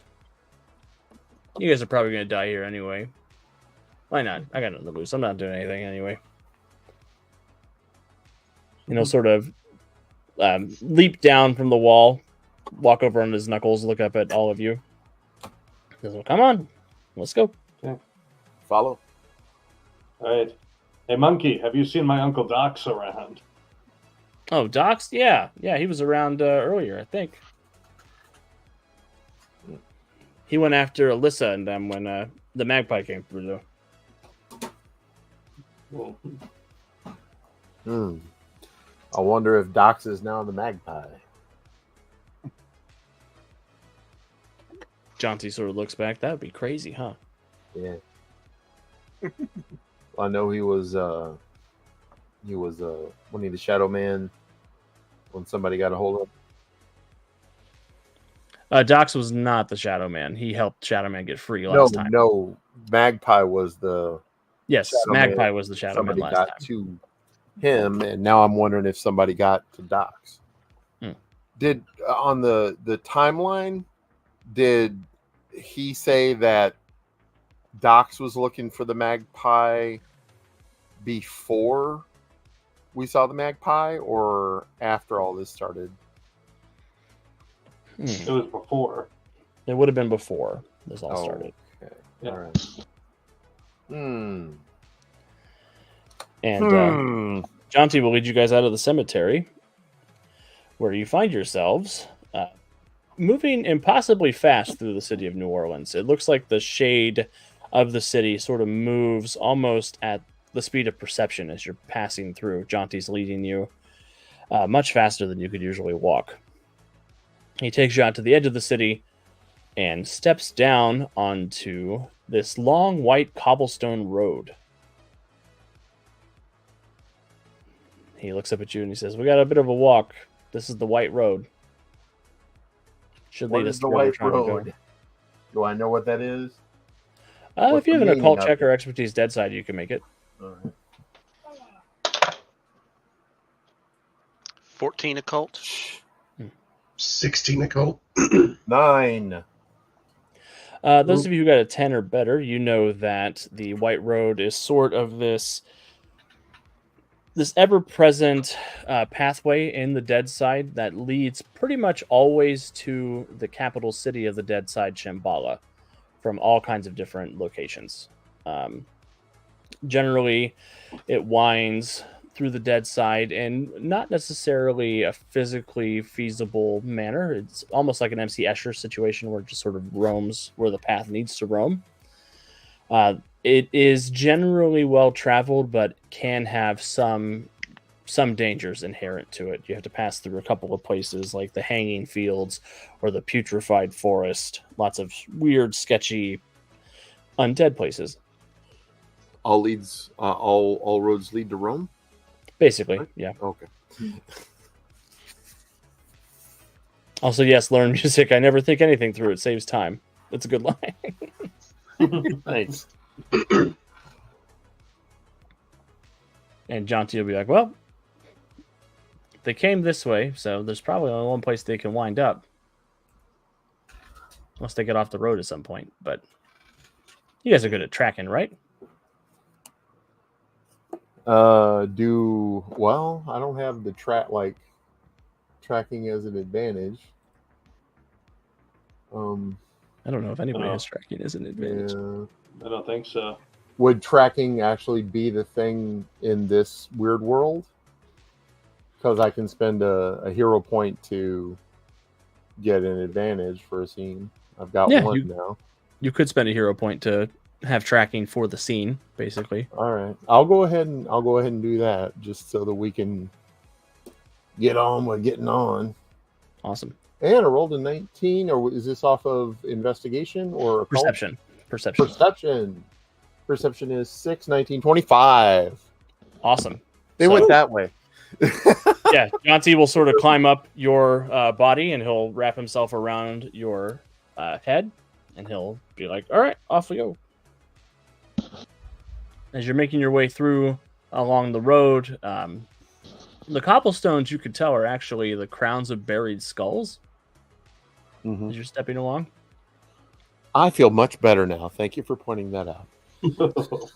Not spooky at all. And as you're crunchy when we step on them. Oh God! Just Gimli inhaling deeply. Ooh.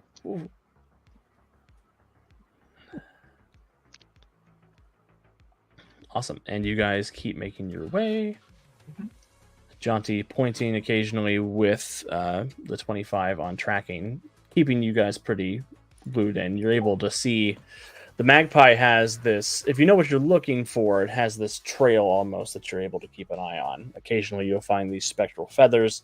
You'll find little bits of magical sort of ichor that he's left behind. And these are the same feathers that are basically from the guy's coat, right?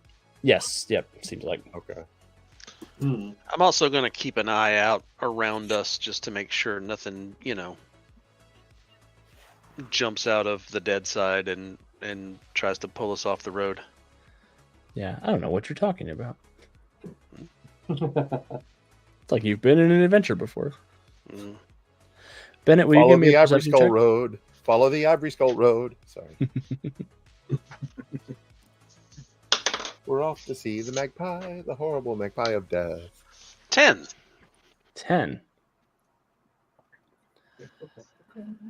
What are we rolling? Just a perception for Bennett. Okay.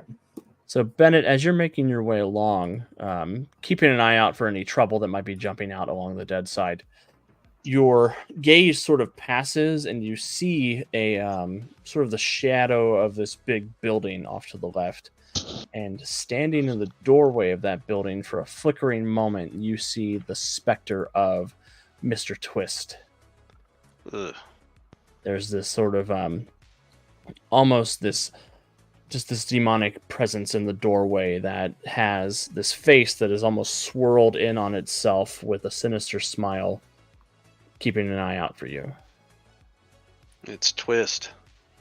I would like for you to make a will save for me, please. For those of us who do not know the lore, what is Mr. Twist, or who is Mr. Twist? Mr. Twist is the demon they tried to sacrifice Bennett to when he was younger. I'm not a fan. It's rude. Mhm. 17. 17. You sort of blink and just like keep an eye out, and it disappears. Whatever was over there is no longer there. Ugh. Like full body shiver. Mm. You aight? No, but let's go on, and hopefully we don't have to go over there. All right. Hopefully this doesn't all come back to him. All right.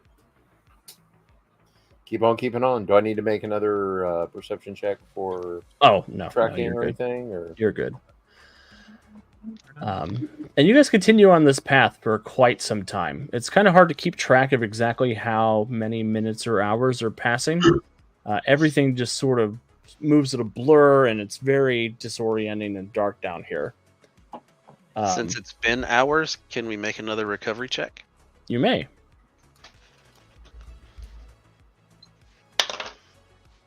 Anybody who still has an injury. Mine was a 9, so nope. Yeah, just a lingering ouch. Still lingering. 16. I think I fully lingering healed out. up. Yes, 16 is good. I'd already healed up mine last time. I just have one level of damage, right, from the fire thing originally. Yeah, yep. Okay. All right. Yeah. The aches have gone away. Yay. Yay. Everybody take an ibuprofen. Gym teacher, walk it off. It's a compound fracture. Walk it off.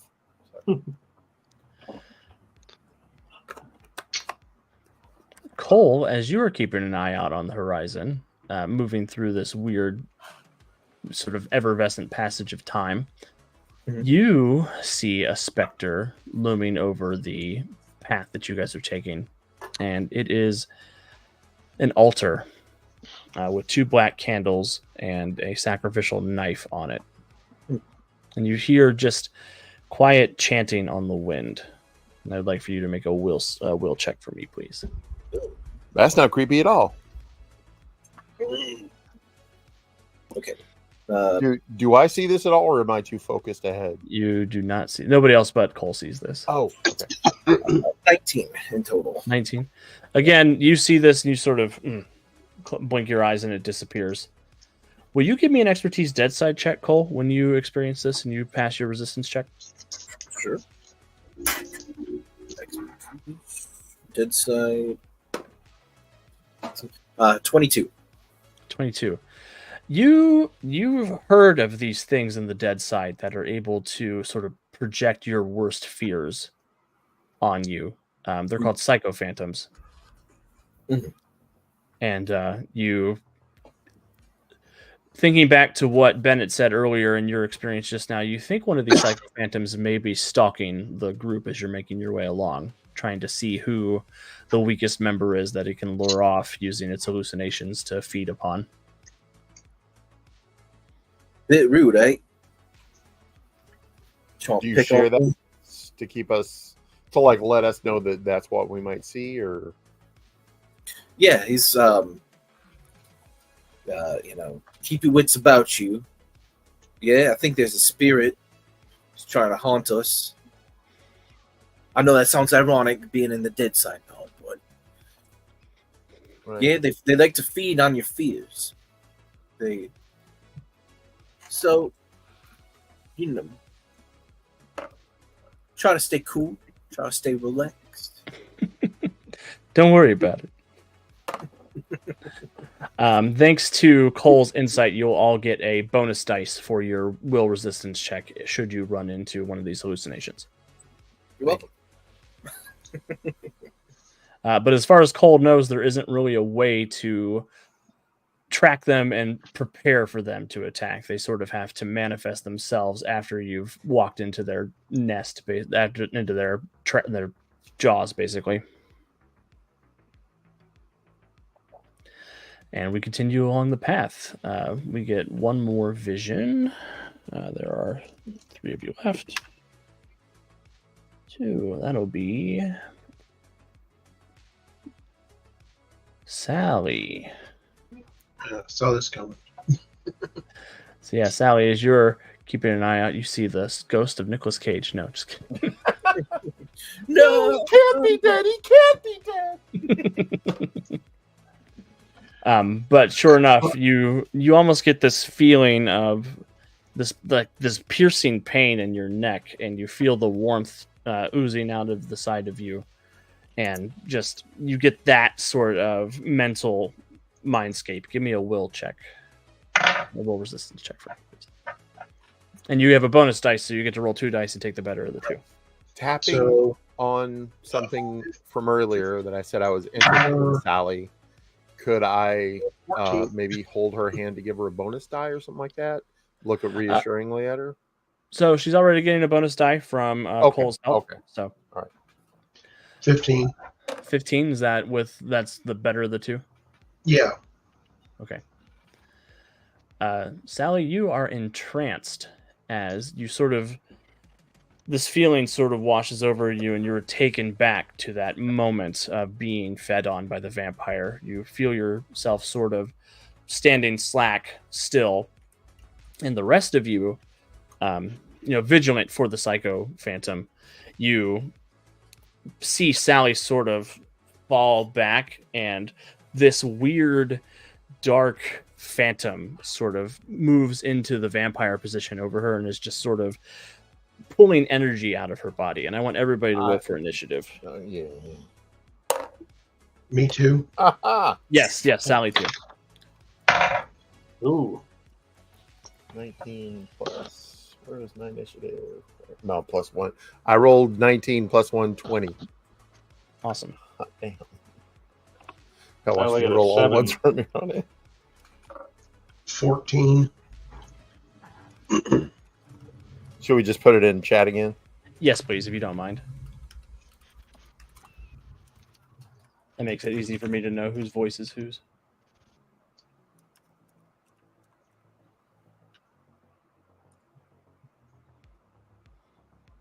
Y'all are typing it into chat, right? I rolled Yep. a 1.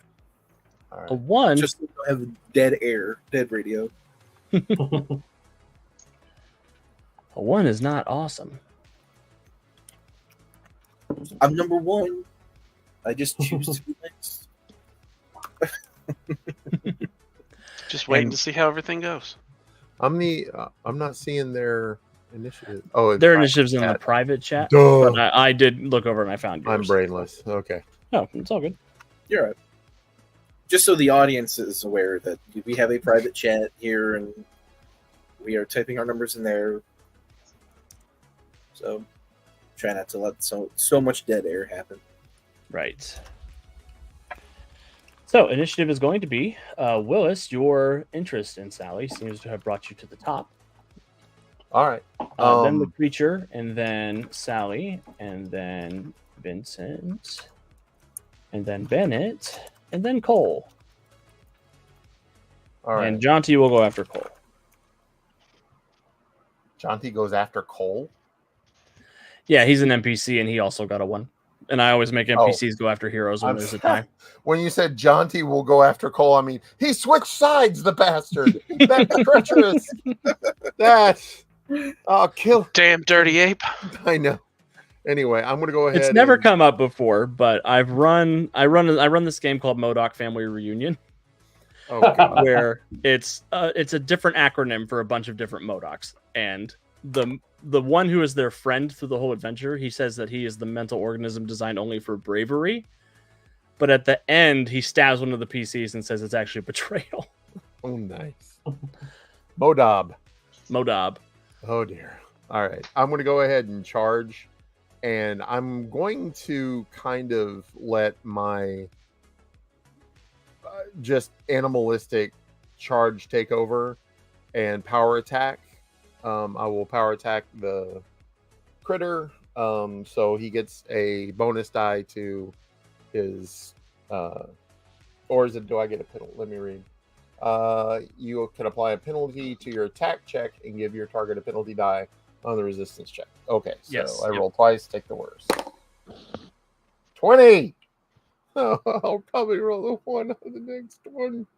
man, that's rough. 14 plus 8, 22.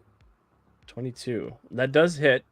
I'm going to take a second to write a brief note about what if 20 on a bonus / penalty dice. Oh, it's take the worst. I know, but that I'm going to talk to Steve about that. That's a feels bad. I don't know. I'll talk to Steve about it. It's the luck of the draw. Yeah. All right, but 22 does hit. What is your DC plus 5? DC is 12. Is it plus 5 or is it a penalty die? I think it's yeah. Right. You didn't get a critical hit. I got a penalty dice on my resistance. Right. Check. So 12. Yeah. So he does the Ooh. same. Rolls 2 and takes the worst. That penalty die did a lot of good work for you. Woo! It would have been like a 19, but he is rocking a math is hard, a 12. That is better, but that's So, still He that's my meets, exact which means he will take 1. Is it a non-lethal or a lethal attack? I would like to make it a lethal attack if I can, Yeah, I think that's fine. but So he'll 12 take- just makes it an injury. It does since he met it.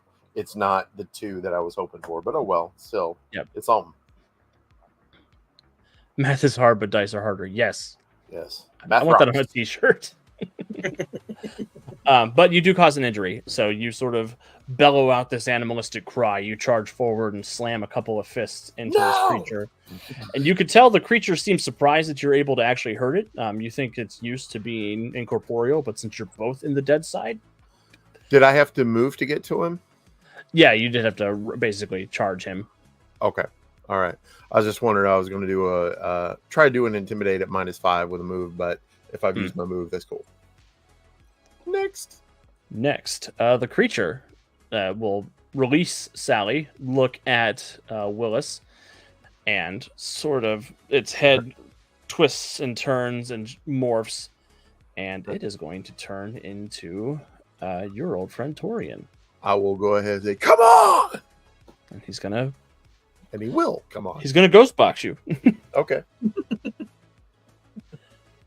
He gets a whopping 26 to hit your parry DC. That hit. Parry plus 10. And I need a will check versus DC 20. Wow. 23. Oh, thank you, God. So 23. you do succeed. You will just take a bruise. This is a non-lethal attack, so you'll take a bruise. Okay. I have counterattack. Oh, good. An opponent hits you with a close attack, you can use your reaction to make an immediate attack against them. So I will take advantage of that. Love it. I will do another power attack. Wait, can you, on a counterattack, can you do a special maneuver? Yes. Yep. You can't? Okay. Yep. Actually, when you use power attack, you are required to use power attack for all of your attacks in that round. So. Oh, okay. So okay. I rolled a 17 and a 16. Still very good, but that is a total of. So I did the 16 because it's the worst one. 16 plus 24. 24. That will hit. I get a penalty dice on my resistance. Damn it. Oh, I guess I shouldn't say that. It's a 19 and a 17 on the dice. So the 27, or sorry, it'll be a 29 because of the bruise.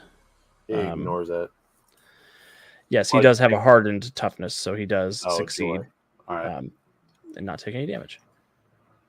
As the punch comes in and it sort of reels back, and it comes back and it just shimmers its face into the dead face of Torian, the one that ruined your life. I'm not scared of you. I'm not scared of you at all. You will be. Sally. This attack has broken you out of your entrancement, so you are free to act. I am going to shoot him. Good choice. I hate this die. 13. 13. With a 13, you are not able to land a blow. Do you want to spend a hero point to reroll? I think I do. I have 3 of them. I'm racking up a collection. No, that makes that a 18, 23. No, 24. Sorry. 24 will definitely hit. And you're shooting or you're punching? Shooting. That's what I thought. Okay. So 14. He's got a bruise. Oh dear, that is going to be a 14 on the nose, so he will take a bruise. Or an injury, because I assume pistols are lethal damage. Yeah. Yeah. So 2 injuries. What happens as you unload in him? Want to suck on something? Suck on this. Nice. I'm good for that. Somewhere Bloodshot is smiling. Vincent. Oh, yes. So I should try and get that thing off. Get that thing off too. I've got. The gun's probably the best thing there. I don't have a handy flaming chair on me. Just this time. Not this time. So I'll go for a gunshot as well. Ooh. 17 plus 5 would be a 22. That is a good hit. And I get a 6 plus 8 is a 14, which is the exact DC, so he'll take another injury. What happens, Vincent? Okay. Vincent pulls his gun. After Sally's shot knocks it back, he hits it and knocks it again, making this strange shapen thing bend in 2 directions at once. Love it. Ugh, that's weird. Yeah. Have a hero point. Ugh. I don't like the way that made me feel. Bennett. All right. So gun seemed to work, right? Or no? Yeah. It seems to have had some effect. All right. I'm gonna go with gun then, because I don't want to get close. That's a 15. That will miss. Okay. And I will kind of, I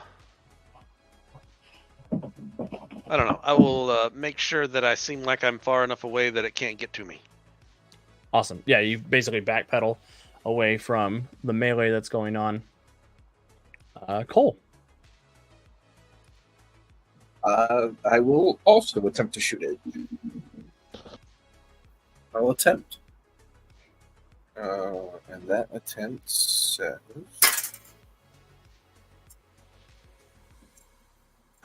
Not going to happen. So, it was a 2.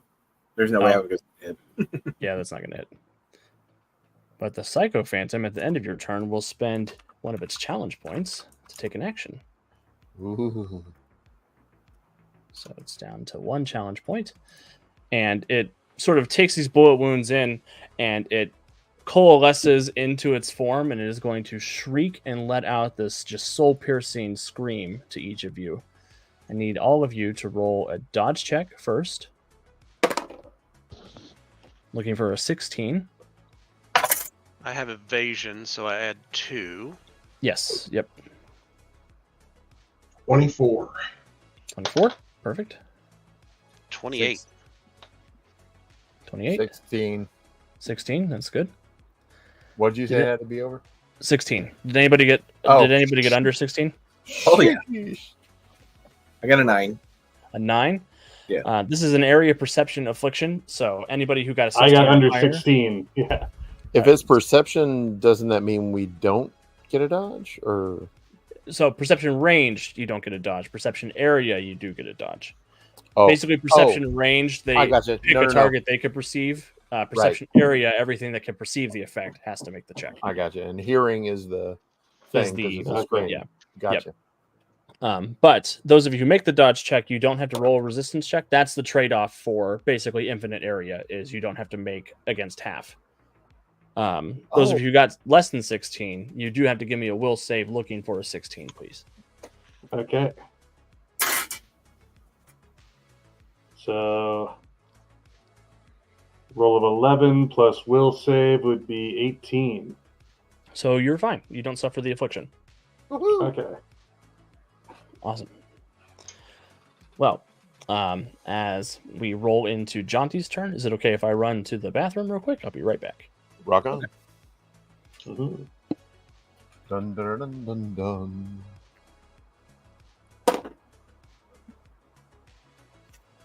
I'd imagine if you guys need to run right now, too, might be a good idea. He'll probably be back in 5 minutes. If and you need to. Yeah, probably should go drain the lizard. That poor lizard.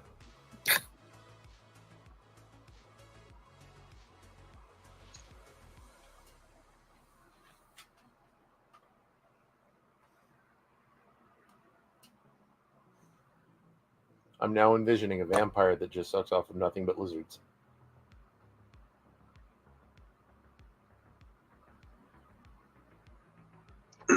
If only he had manifested as Nicolas Cage, I would have just let him take me. Take me. What did you say?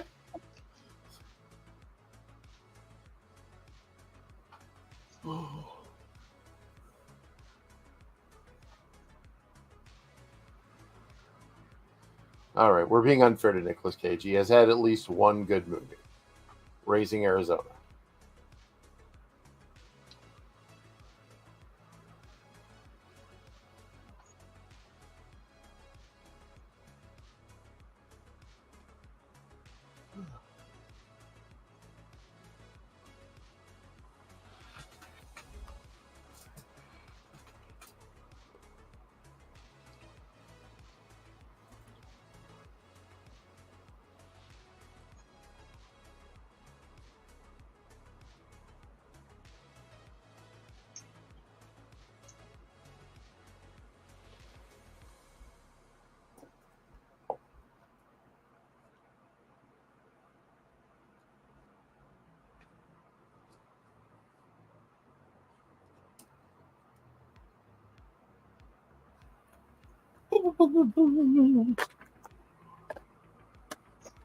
That feels better. Yeah, me too. Is everybody back? Sorry. I am. I'm not. Oh, okay. Thanks. I am not here. I'm back. Okay, good. I'm a Sorry about that. disembodied voice. I've been losing weight and it makes me pee all the time. I hear that. So on Jaunty's turn, Jaunty is going to slip down off of Willis, and he is going to basically run in between the legs of the Sycophant and try to make his life more difficult with a good old agile feint. He does succeed at making the creature vulnerable, and he will pass that benefit through setup to Willis and to Sally. So is it? What did he do? He gave setup, so he does He that give made us the creature vulnerable to your next attack. and vulnerable in Valiant is bonus die. Is that right? I'm double checking. I think it so. is. Grants a bonus die. Yes, Okay. All right. Cool. that's what. Is it my turn? After Jaunty, it is back to Willis's turn. Yes. All right. I will go ahead and, well, I don't need a power attack if I have a bonus die anyway. That would be pointless, right? Right. Oh no, I would take a penalty die. Right. When So I it have a would bonus die, so it'd be a normal. be a normal roll. roll. Yep. Okay, I will normally roll.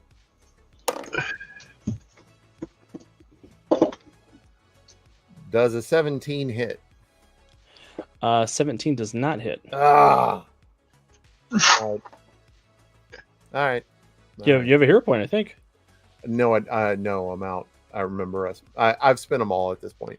Oh, that's right. You spent it on tracking. I was like, you guys all got Yeah. one when you came to the Deadside. But yeah, that's Right. I use it on tracking. Foolishly, I say. No. It's going to make you guys' life easier when you get out of this moment. All right. You give it to me for that cool line I did. I never think things through. It saves time. No worries. So yeah, well, as you go in, you throw a good hit in, but Jaunty's tripping of him just moves him just a little bit out of your way instead of into the fist like you were intending. I got you. Whoosh. And Swing and a miss. Psycho Phantom, well, he's going to use multi-attack. Oh. Yeah, he's going to use multi-attack to try and put a swing into Willis and a swing into Sally. Unless somebody wants to interpose. But you don't have to decide that till I hit. Ooh, I don't think I hit. I got a 13 to hit both of you because I rolled 2 5s on 2 d20s. I have a question. Yeah. Counterattack says if an opponent hits you with a close attack, do they actually have to hit in order to trigger counterattack? They do. Riposte is the one where they miss. There's an advantage for attacking them if they miss. Yep. Okay, I got you. And I have exploit momentum. Mhm. When an opponent misses you with a close attack, you can use your reaction to immediately attempt a trip attack against them. Woohoo! Oh, cool. Yeah, you could do that. Okay. So you'll make a regular unarmed attack check. Okay.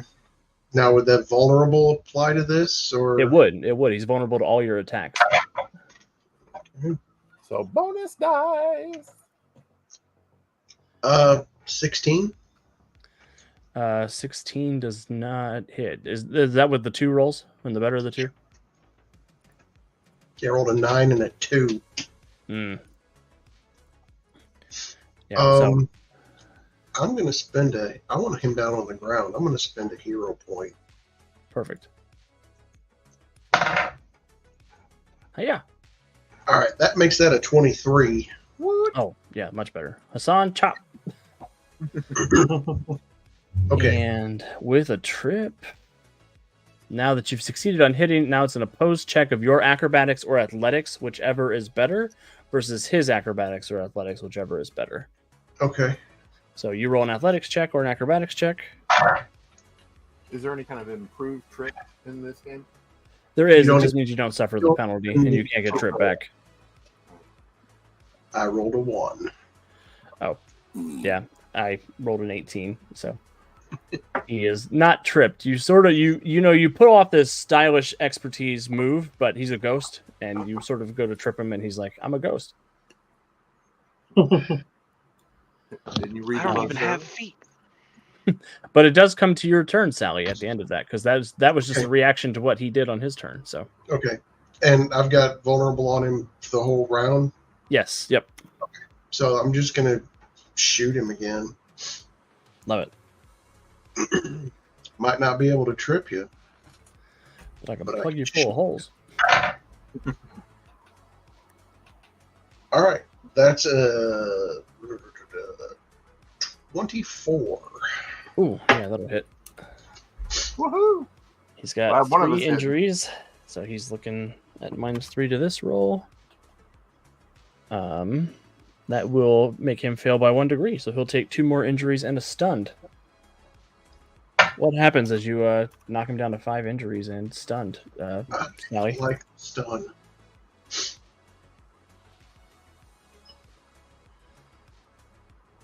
Yeah. You're not even a Nicolas Cage fan, you son of a bitch.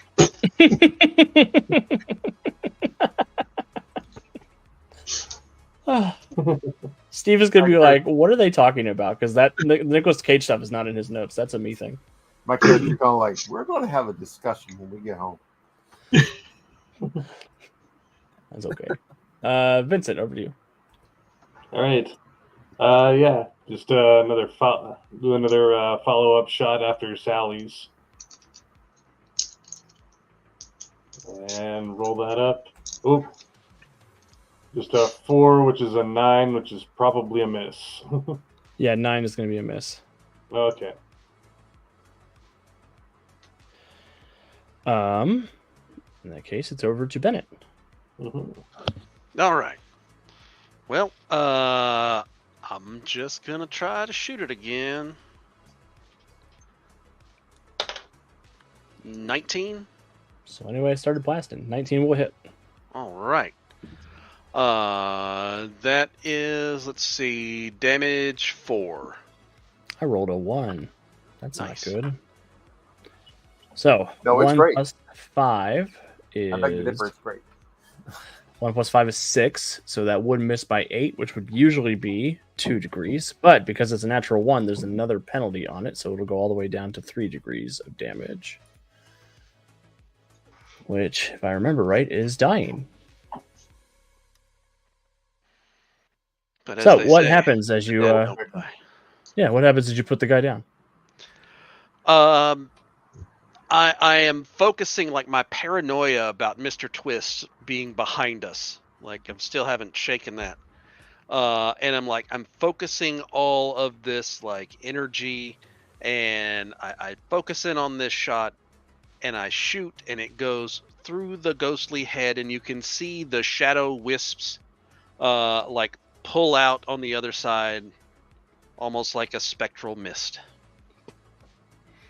But not dying, not dead, just dying, right? Yes, yep. Okay. We can coup de grace that. Oh, yeah, I won't... We can go out of combat if you guys just plan on killing it. It can't. I kind of want to do a dramatic moment and crawl on top of it. Is it still... Do I still see the zombie got to row? Yes, yep. I climb on top and I just go to town punching like a bloody mess until like it just dissolves. And then I turn to Sally over and like if Sally wants to make an insight check, I am overly concerned with Sally. And then if she's like, I'm fine, why are you being so weird? No reason. Fine. Okay. Right. Yeah. So. Amazing. All right.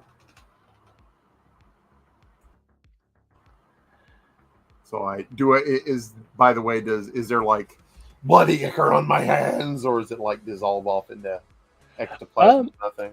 Up to you. I don't know.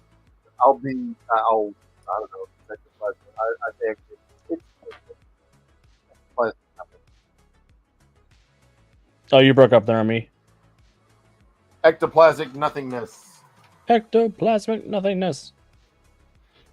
It's my favorite spell in D&D. Yeah. So yeah, you guys find yourselves back on the path. You have dealt with the Psycho Phantom, and you are able to pick up the trail again of the Magpie. As you all make your way down this winding white road, after another hour or so go ahead and make a recovery check for me. Anybody who's injured. 19. That's another injury away. Was I just bruised? I think you were just bruised, yeah, because it was non-lethal damage. That would just heal. Don't even recover. Okay. Yeah, I won't make you make a recovery check because it's every minute, and I'm sure you would have made one in the last 60 rolls. Yeah. Did I take a level of damage on that? A bruise from the will check? No, that wasn't an affliction. Oh wait, you did take a bruise from that. Okay, well, but it's a bruise, so it'll go. Yeah. You have 60 chances. Right, gotcha. All right. He's on down the road. Down they go. And as you guys are making your way, you do follow the path, and you see that the trail leads off of the path at a certain point into a copse of sort of bloated and fetid trees. Not quite a swamp, but the trees here definitely have this sort of sickly, bloated, weird essence to them as you're making your way down the path. And you do spot a campfire up ahead in that sort of nest of trees. Is this like on the path or off the path? Just off the path. But it is in the direction of the trail that you're following. So the trail veers off of the path at this point? Yes, they've left the white road at this point.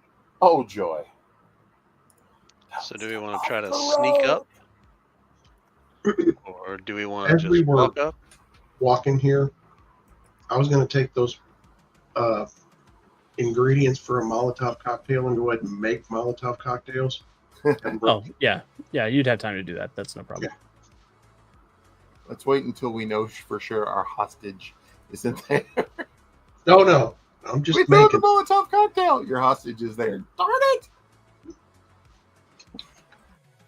Well, they can't use them anymore. Or her. There you go. We solved the hostage problem. You killed them. Problem solved. You're welcome. All right. Yeah, we can go ahead and try to sneak. But do we want to send somebody out to scout first, and like the rest of us be in reserve? Like, if there's is there somebody here who is competent in their stealth skill, or should we just group it and stay together? I'm fairly confident in mine.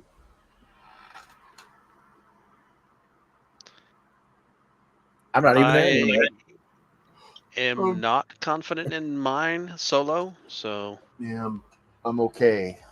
But I'll go check. I don't want you going alone. I'll be okay. I am going to kind of nod reassuringly and then follow a little bit behind. Give me stealth checks, anybody who's approaching. All right. I'm terrible. 19. Yeah, I'm going to well, use a hero point. Because that sucked. yeah, well, I rolled a 1, so Ooh, Ooh. everybody is Scooby-Doo creeping up the path. She thought something was sneaking up behind her. She's right. It's me, but You're doing great. 16. like my bard who was singing the stealth song. We're Mhm. trying to sneak. I know. This is my sneaky song. Sit down, Kronk. All right. So. With a 1, I think everybody else is fine, but the 1, Sally, you step on something like it crunches down underneath your foot, and you hear a deep, resonant voice say, "Who's there? Who's that?" And you hear some massive bulk standing from sitting. He's nobody. none of your business. She says in her cute little feminine, deep, gravelly voice. Right? I'm going to try to do an intimidation through that. Sure. 15. No, wait a minute. I take that back. That's a 23. It's not a 10. That's an 18. Huh. You hear the voice say, "I like your guts. Why don't you come out and share my fire?"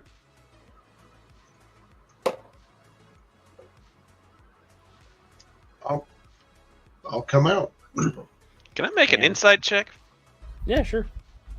My character is like, don't you? Oh. 17? You think whatever it is genuinely impressed at their attempt to not back down and be tough.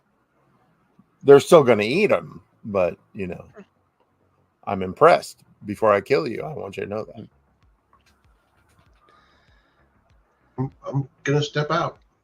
Awesome. Sally, you see a 16-foot tall fire giant with a big-ass hammer sitting on the ground next to him.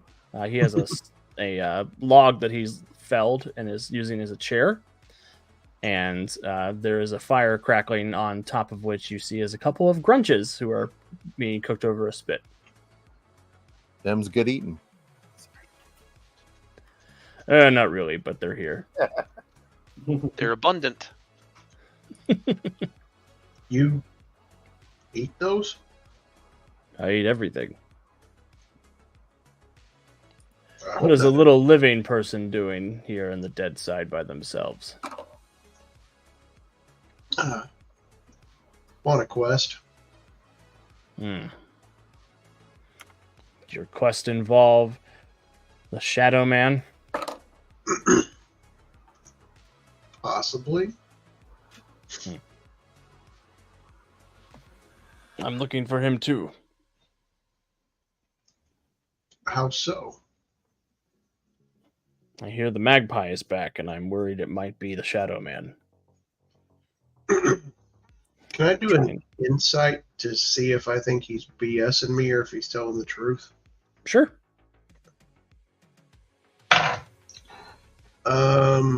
18.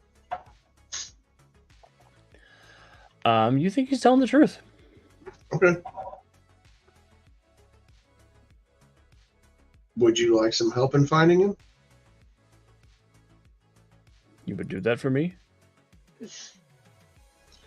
I'll scratch, well, not literally, but because it would hurt, but I'll figuratively scratch your back if you'll scratch mine. Well, good. It'd be nice having a companion.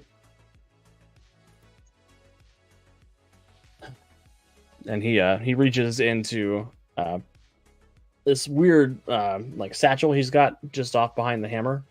Mm-hmm. And he pulls out a large parchment that he wheels out in front of you. He says, I received a message in one of the Magpie's former places, his dead drops, to communicate with me. He said that he's making his way to the citadel of Eckark Fane. What is that? Sally would know that he is a very powerful necromancer who was recently overcome by Shadowman and a couple of the other heroes, supposedly killed by the Eternal Warrior. Did you say by the Eternal Warrior? Yep. Okay. Yep. Eckark Fane, sort of general big evil bad guy. Okay. And he says that the Magpie asked any of his former associates to appear there to aid in his plan to invade the living.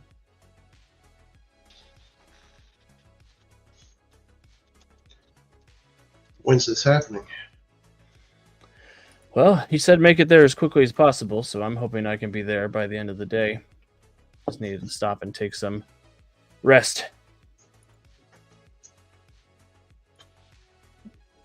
Yeah, Deadside has been very active ever since the Magpie's return. Traveling as I am is more difficult than it should be.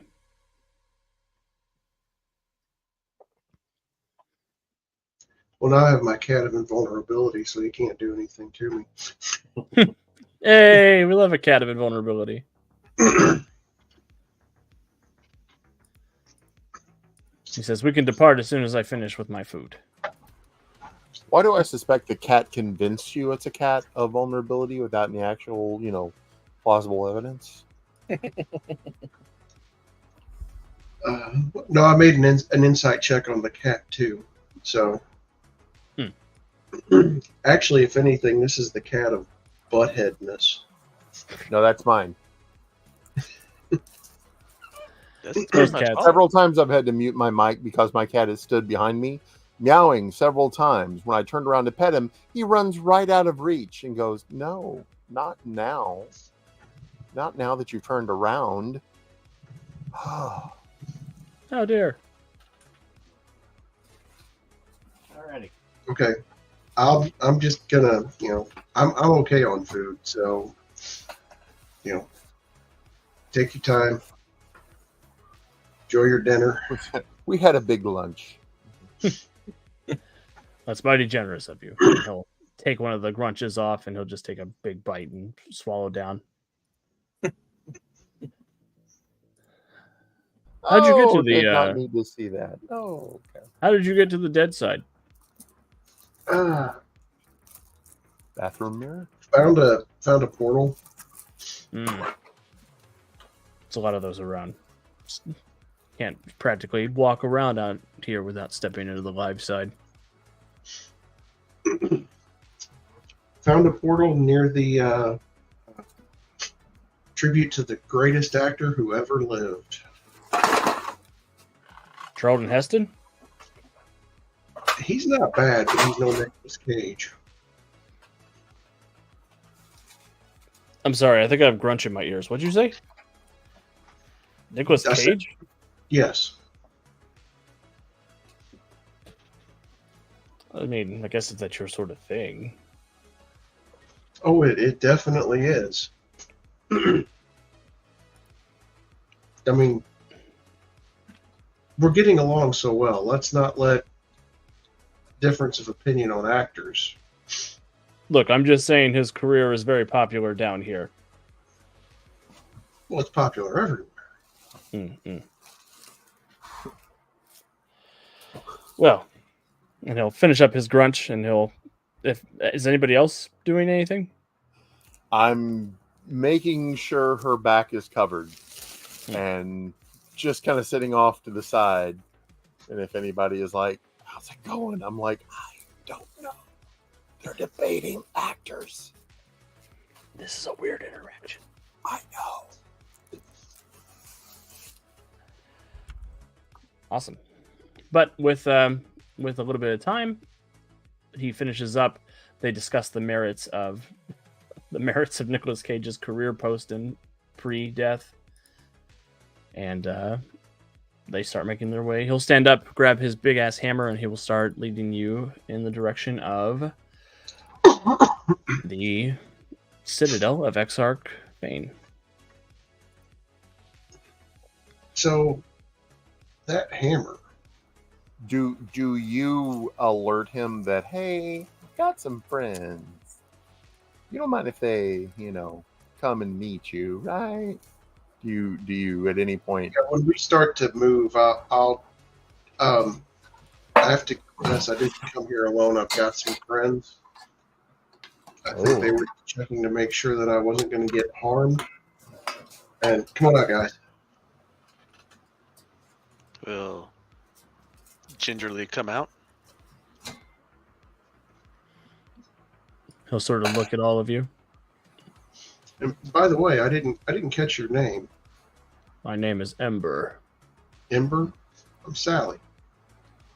Nice to meet you, Sally, and Sally's friends.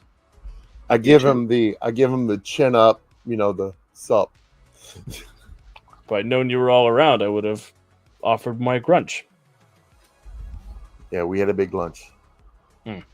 No, we barbecued a grunch earlier. Yeah. And we hit the Waffle House before we went through the portal. You're braver than most. Because you can't go wrong with Waffle House for hash browns. It's true. I love Waffle House is so good. Denny's is Waffle House for people who can't fight. Yep. I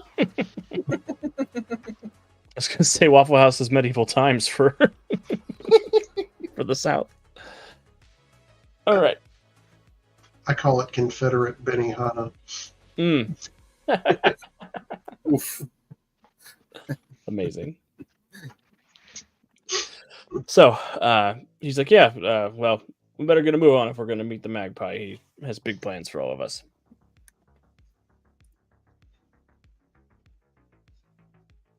All right, let's go. And he'll hoist his hammer and start leading you guys on the way. Everybody take a hero point for no particular reason. That hammer, is that a forged hammer? Is that just concentrated flame? It looks like it is a massive chunk of obsidian. Okay, no, I literally asked him that. Oh, this here's the obsidian hammer. It's a powerful magical artifact. That looks particularly dangerous. Only for those who deserve it.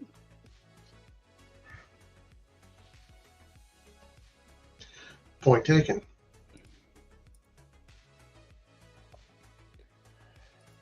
So, have any of you been here to the Deadside before? Or is this your first time? Not me. First time. You want to tell me where the good restaurants are? Oh, not really any good restaurants. There's a couple of Denny's. I'm going to say there's got to be a couple of Waffle Houses That in checks here. out. Waffle Houses everywhere. And don't tell me Starbucks isn't here. There's a couple of White Castles, too. Ooh. Better White Castles than Crystals.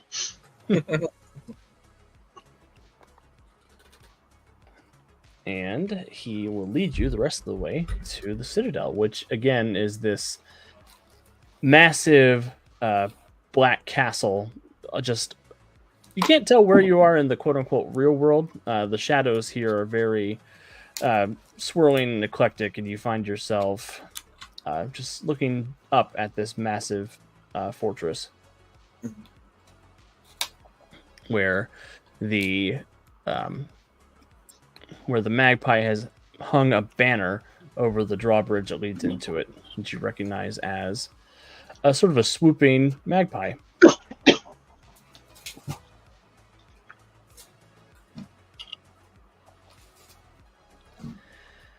And Ember will start leading the way across the drawbridge if anybody else is looking to follow. Yeah, sure. I'll follow. Dan's lead. Awesome. Along the way. So he leads the way in. You guys find yourself in the courtyard of this massive facility. In the middle of the courtyard, you can see that Alyssa has been shackled next to a large pillar. In the center of the courtyard, there is this mirror that Jean-Claude mentioned. There is a large circle that has been painted in blood, it looks like. And the magpie is there, sort of looking down over the ritual as he is finishing the last touches of it. He looks up and makes eye contact with Ember and all of you, and he sighs. Ember, you idiot. You led them right here. What are you talking about? They said they were looking for you. You don't lead everybody who's looking for me here. And the magpie looks at all of you and says, well, I suppose you're here to try and stop the ascension of the dead once and for all. I answer with bullets. That's a good answer. Awesome. So everybody roll for initiative, and we will get into this last scene. One of those Han Solo moments, kind of like, it's Darth.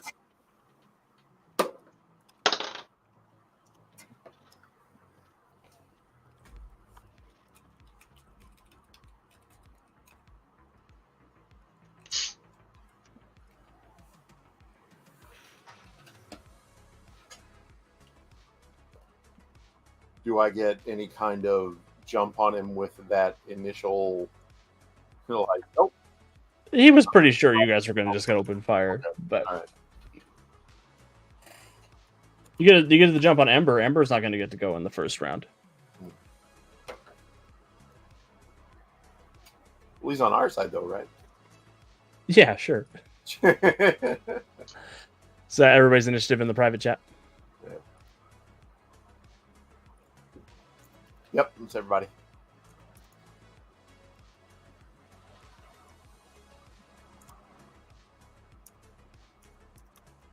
Vincent's ready. Mhm. And Sally, everybody's ready. Ember was not ready. Ember got a 3. But he doesn't get to go in the first round anyway. What about John? All right. Don't forget John. Oh, yeah, and Jaunty. Jaunty! John T. Ooh, Jaunty is excited too. Woohoo! Jaunty is on your side. We'll let him take on the fire giant. The hell you will! I'm out of here. Goodbye.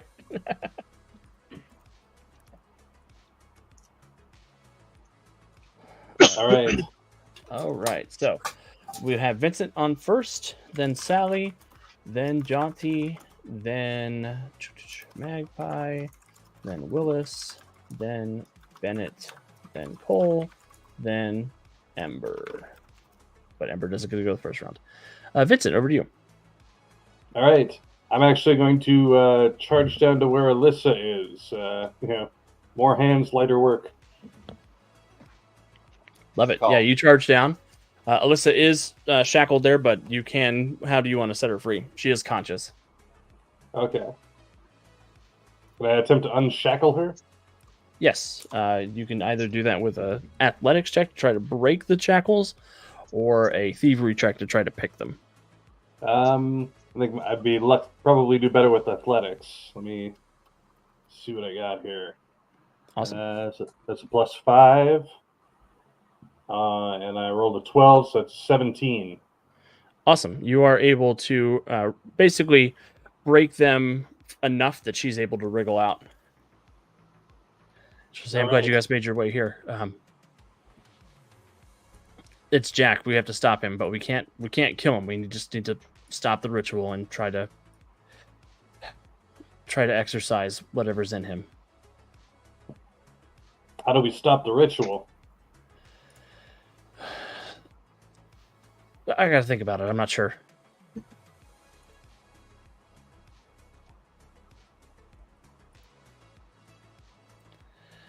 All right. But maybe I'll make an occult check on my turn and we'll see what I can figure out. But yeah, she'll ease her wrists and she will move to start taking her position to try to figure out the spell. Anything else, Vincent? Any extra effort or anything? No, I don't. I don't think anything else needs to be done there. I'll just I'll stay by her. Okay. Sally, over to you. I'm going to close on Magpie and just start beating on him. Awesome. Maybe. That's my job. Got a 12. That will not hit. Okay. I'm going to spend a hero point. Awesome. 21. That will hit. Okay. He gets an 18 on his toughness check, so he does succeed enough to not take any damage. Great.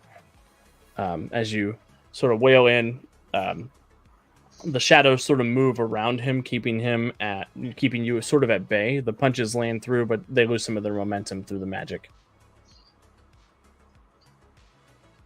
He says, really, that's how you want to repay me for rescuing you, Sally? You didn't rescue me. She did. Alyssa's like, that's right. Jaunty. To rescue you. Jaunty is going to flip on over towards Alyssa, and he is going to try to assist her in figuring out how to stop the ritual. He does roll to aid successfully, so she'll get a bonus dice on her check. Magpie is after Jaunty. Magpie is going to focus his energy and summon forth a sickle that he is going to use to attack Sally with. Yay! Paul, the creepy guy in the bottom right that's Torque the Brobarian. I know Paul. Ah, okay. He's busting my chops. That makes sense. 21 to hit Sally's parry DC. So I need to roll for that? It's your parry plus 10, whatever that number is, plus 10. 17. 17? So that will hit. I need a toughness check. You're looking for an 18. Well, I rolled an 18. Oh, cool. 22. 22. That will succeed, but not by an extra degree. So you will still take an injury as he gets a little damage in there. How much did she succeed by? 4. Okay, so just one success. Yeah. She has defensive roll too. That's why I was asking. Yep. Okay. If it had been one more, it would have been enough. But to ignore it, right? Okay. Oh, I didn't add the defensive roll on. I apologize. Oh no, never mind. That's there. yeah, it should be factored in. Yeah.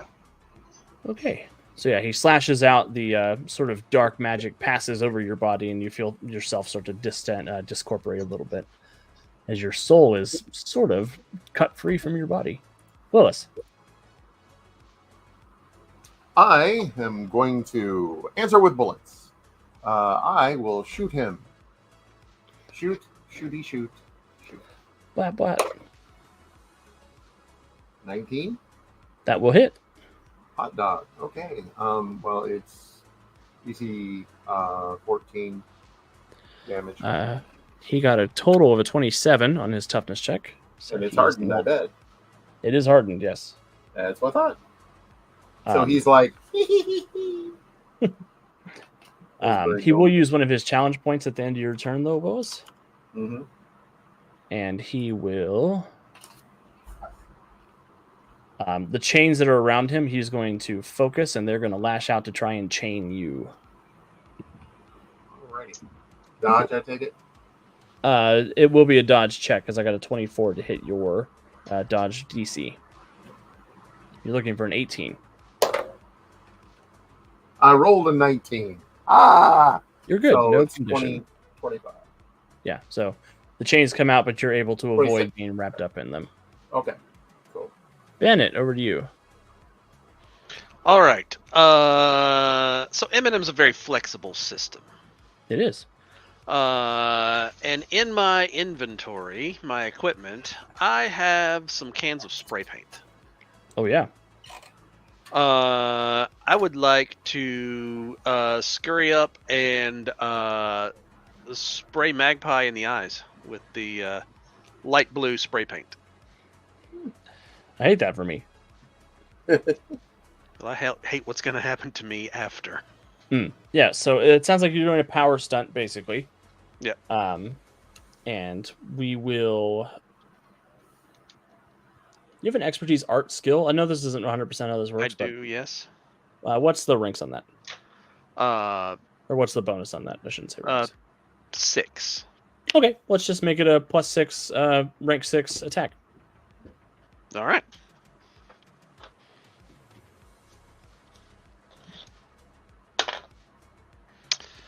Okay, I'm going to spend a hero point. The power stunt costs a hero point, right?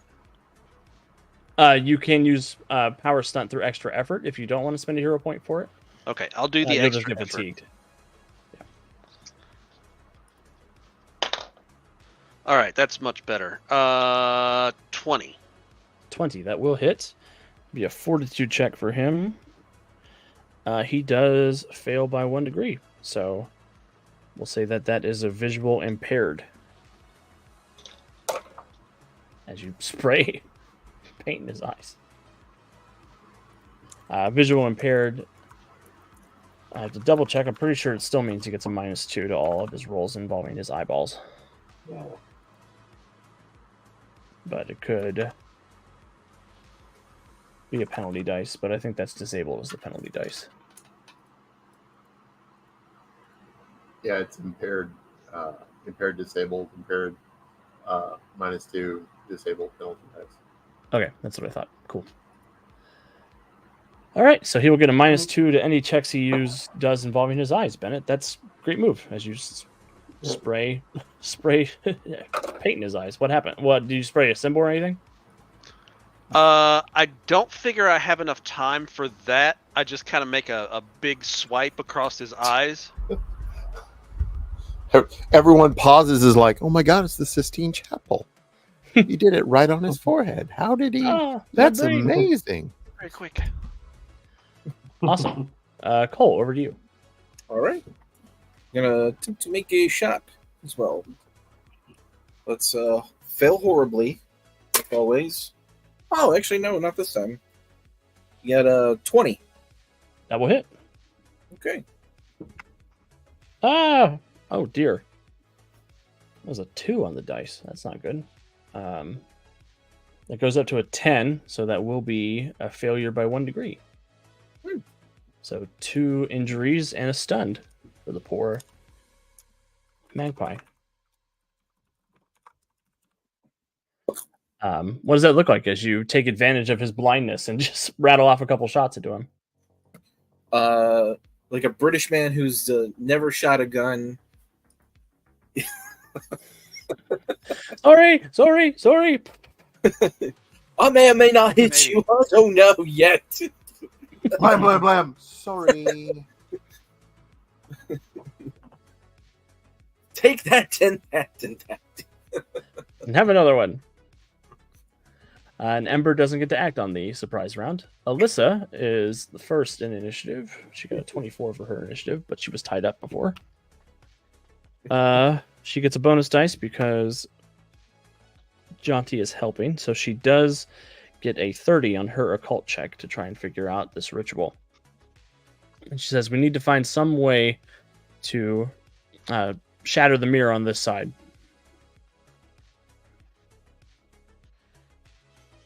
And she will begin intoning a spell of her own. Vincent, over to you. I'm going to actually hold my action and be ready to stop any incoming attacks. So while she's doing that, I'll act as guardian. Awesome. Are you preparing an interpose or defend action? Well, I guess interpose I can do any time. So I guess a defend action. You have Yeah, I'm okay with. Yeah, we'll get sort of nebulous about it. It'll be taking the defend action for somebody immediately next to you. So it's not a deflect. It won't work on everybody around you, but it will work on Alyssa if you need to. Okay. And Jaunty, since Jaunty's close by too. Sally, over to you. He's blinded, right? He is. Partially blinded. He's impaired. I am going to kick him below the belt. Kick him in the ding ding. Not in the nards. But what if Wolfman doesn't have nards? Kick him in the nards. 19? That will hit. Oh, Wolfman's got nards. What's your strength again? Damage is 1. Okay. Damn, I do fail that by 5, so that is 2 degrees of failure. Will be 2 more You injuries. got him in the nards. 2 more injuries and a stunned. You might be blind, but you're about to see stars. Thump. Ember, help me. Get over here. You got him in the ectoplasmic spheres. Yeah, and Magpie is stunned on his turn, so that is all Magpie can do. Willis. Did I hear anything about breaking the mirror? Yeah, Alyssa would have yelled that out. I will shoot the mirror. Awesome. You don't have to roll to hit a mirror, so I'm just gonna. Okay. The mirror does take a point of damage. So maybe a crack or something like that. Yeah, however you want to describe it. All right. Basically, I shoot it dead center, but it doesn't. It still kind of glances off. So there's a chip out of the middle and a crack that seems to be growing from that point up. Awesome. Yeah, and whatever swirling magic comes from the mirror, it looks like it's interfering with it. It looks like whatever maelstrom is happening is starting to dissipate a little. Whatever that little crack, there's like a weird ectoplasmic thing seeping out of it. Oh yeah. Do I think that you said that there was a ritual laid out on the ground? Is there any kind of like circle or anything? Yeah, there's a circle of blood with some runes marked in blood. Do I think that if I disrupted the circle, that it would be to the detriment of the ritual or to us? Give me an occult check. 25. You think it would be to the detriment of the ritual, and that it probably wouldn't have too much of an adverse effect on you guys.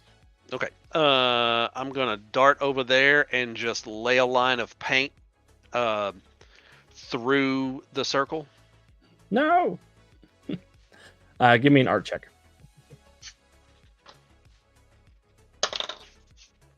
21. Awesome. That will add another, basically, degree of success to the stop the ritual check. All right. Good job, Bennett. Cole. All right.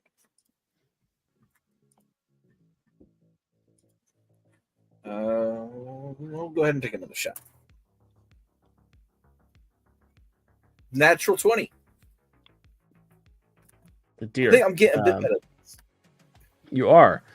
I'm going to give you a hero point because Ember is going to interpose for that. Okay.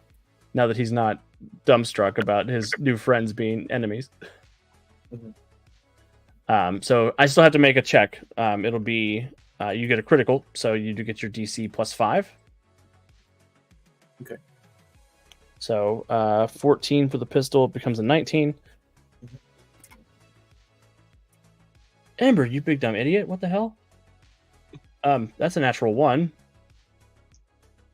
So that becomes an 11, which misses by 8. But because it's a natural 1, it's another degree of failure. So you send him straight to dying. I didn't mean to. My finger slipped. Three injuries and dying for the big dumb idiot. Yeah. How do you tanks handle these things? Give me where's my sword? You're teaching all of us how to shoot a gun later on. It works best when they jump in front of you. It does help. Bloody hell! All right, Ember. I guess we won't get to use the obsidian hammer on anybody today. That's fine. Oh, poor fella. Don't worry, the Hellcat's coming.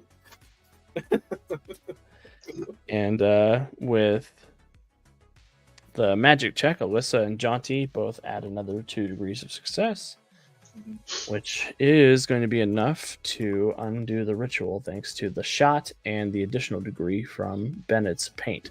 So they sort of finish their intonation, and the mirror begins to fragment and dissolve along the crack that was shot into the middle of it.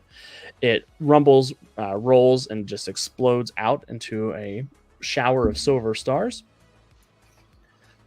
Meanwhile, Magpie, as the mirror sort of dissipates, the chains sort of vibrate and rumble across his body, and then eventually pull away from him, leaving Shadowman sort of in the center of the circle, holding his nards, coughing as he is coming back to himself. My eyes!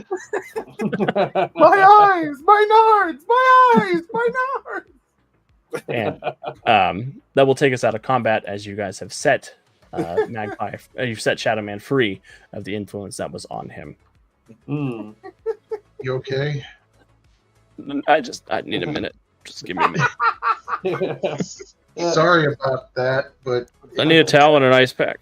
Walk it off. Walk. Take a lap. It'll be all right. Yeah, dab don't rub. Yeah. Dab don't rub. For both.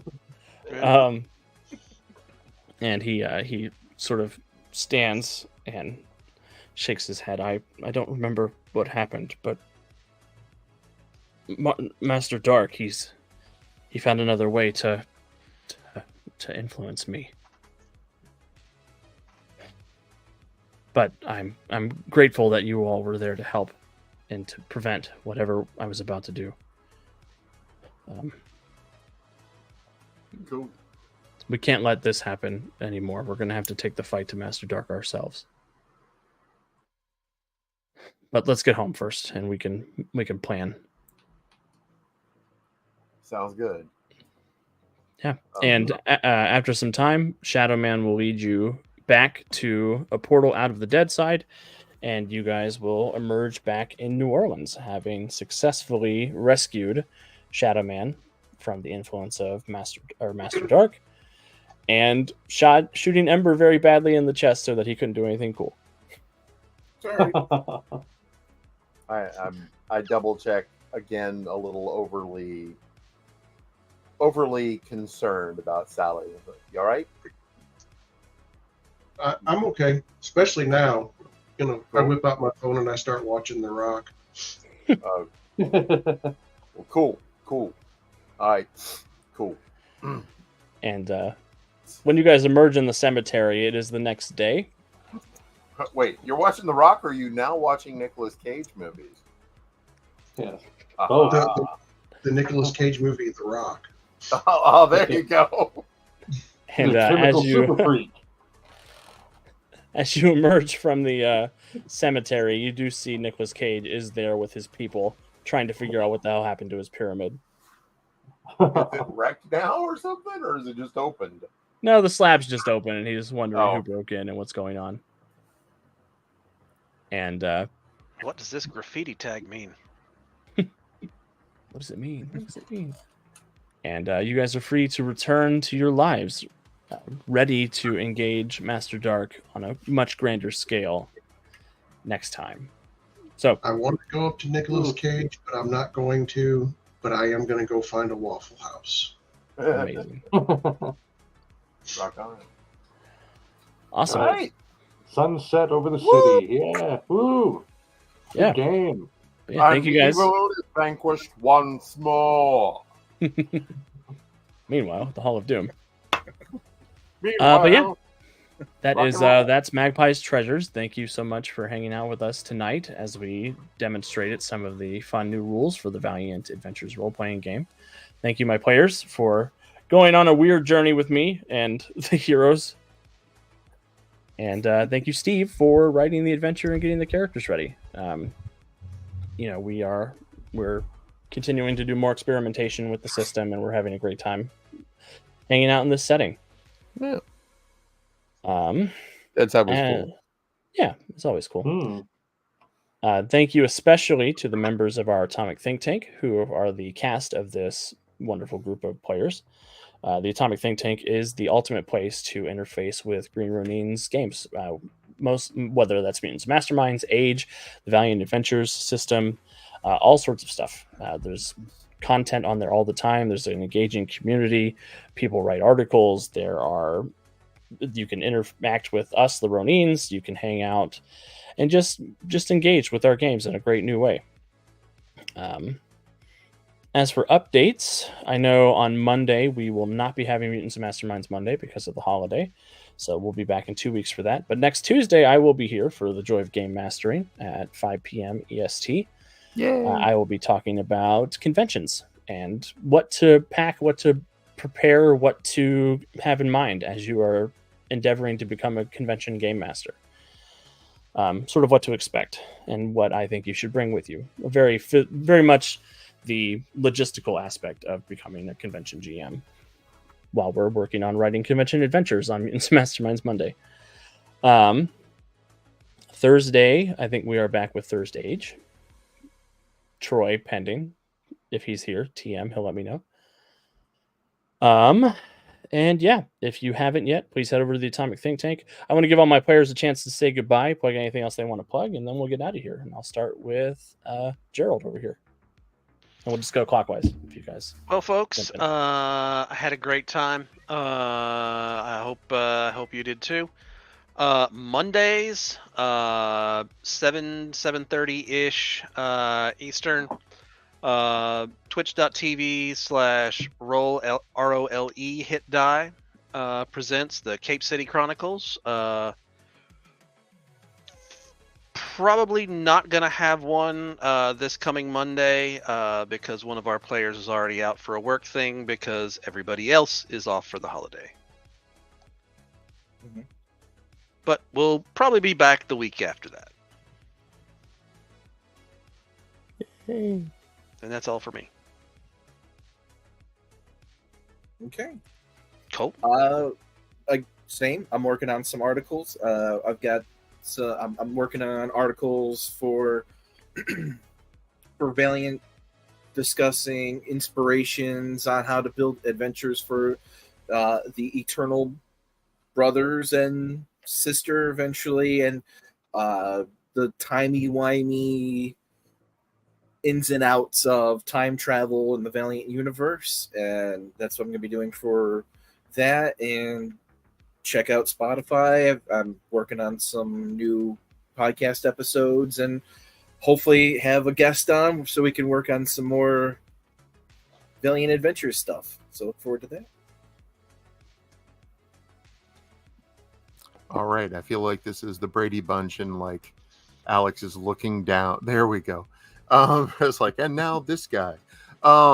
I am DeviousHearts. I have a number of articles that are up on the Freedom City Library in the Atomic Think Tank. I hope you come and read them and enjoy them and give your feedback. I also am going to be doing future articles, of course, and I'm going to be trying to do an adventure, which I'll be putting in Freedom City Library in the near future, on the Rise of the Iron Palm, a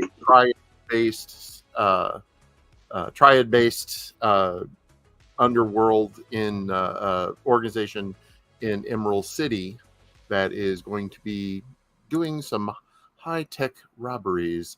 And the mystery abounds. I'm also going to be reaching out to my good friend Matthew Holder, who is, and also, of course, Torque the Barbarian, who are very knowledgeable about Valiant, and perhaps writing getting together with them and talking about an adventure for Valiant Adventures as well, when that is more coming to the fore. So peace out, and I love you all. I don't really have any projects or anything. If I could take a moment to plug a not tabletop but live action roleplay group that I'm in. Yeah. I play with Obi-Wan, One World by Night, that does used to be Wizards of the Coast. I don't even know who owns it anymore, but the World of Darkness. It's a worldwide role-playing organization. I've got a mage character that turned 10 years old last month who, he's powerful. That's awesome. So, yeah, if you're not aware of it, just look up One World by Night, OWBN. They call it Obi-Wan, even though that's not really how it's spelled. Take a look, give it a shot. I have a lot of fun with it. Awesome. Sorry, real quick, the new studio is Renegade. That's who does the World of Darkness books now. Mm-hmm. Okay. Yep. All right. Okay. And JD? And I'll be I don't have anything very specific to add, except I do plan on getting out a few more articles this coming holiday weekend plus week. Those will be going up on the Atomic Think Tank, and probably linked to Echoes of the Multiverse. I do have a surprise that I do want to reveal to everybody, and but I won't say what it is specifically at this point. But it'll be a big reveal there. Keep your eyes out for it. Well, that's exciting. Big booking. Yeah, I'm here for it. But thank you again, everybody. We hope you have a wonderful rest of your evening. Thank you for joining us. If you haven't yet, please do some of the YouTube pleasantries. Like, subscribe, comment, tell your friends about us. Do all the fun things. And until the next time we see you, please make sure you take some time to play a game yourself and be good people. We'll see you soon.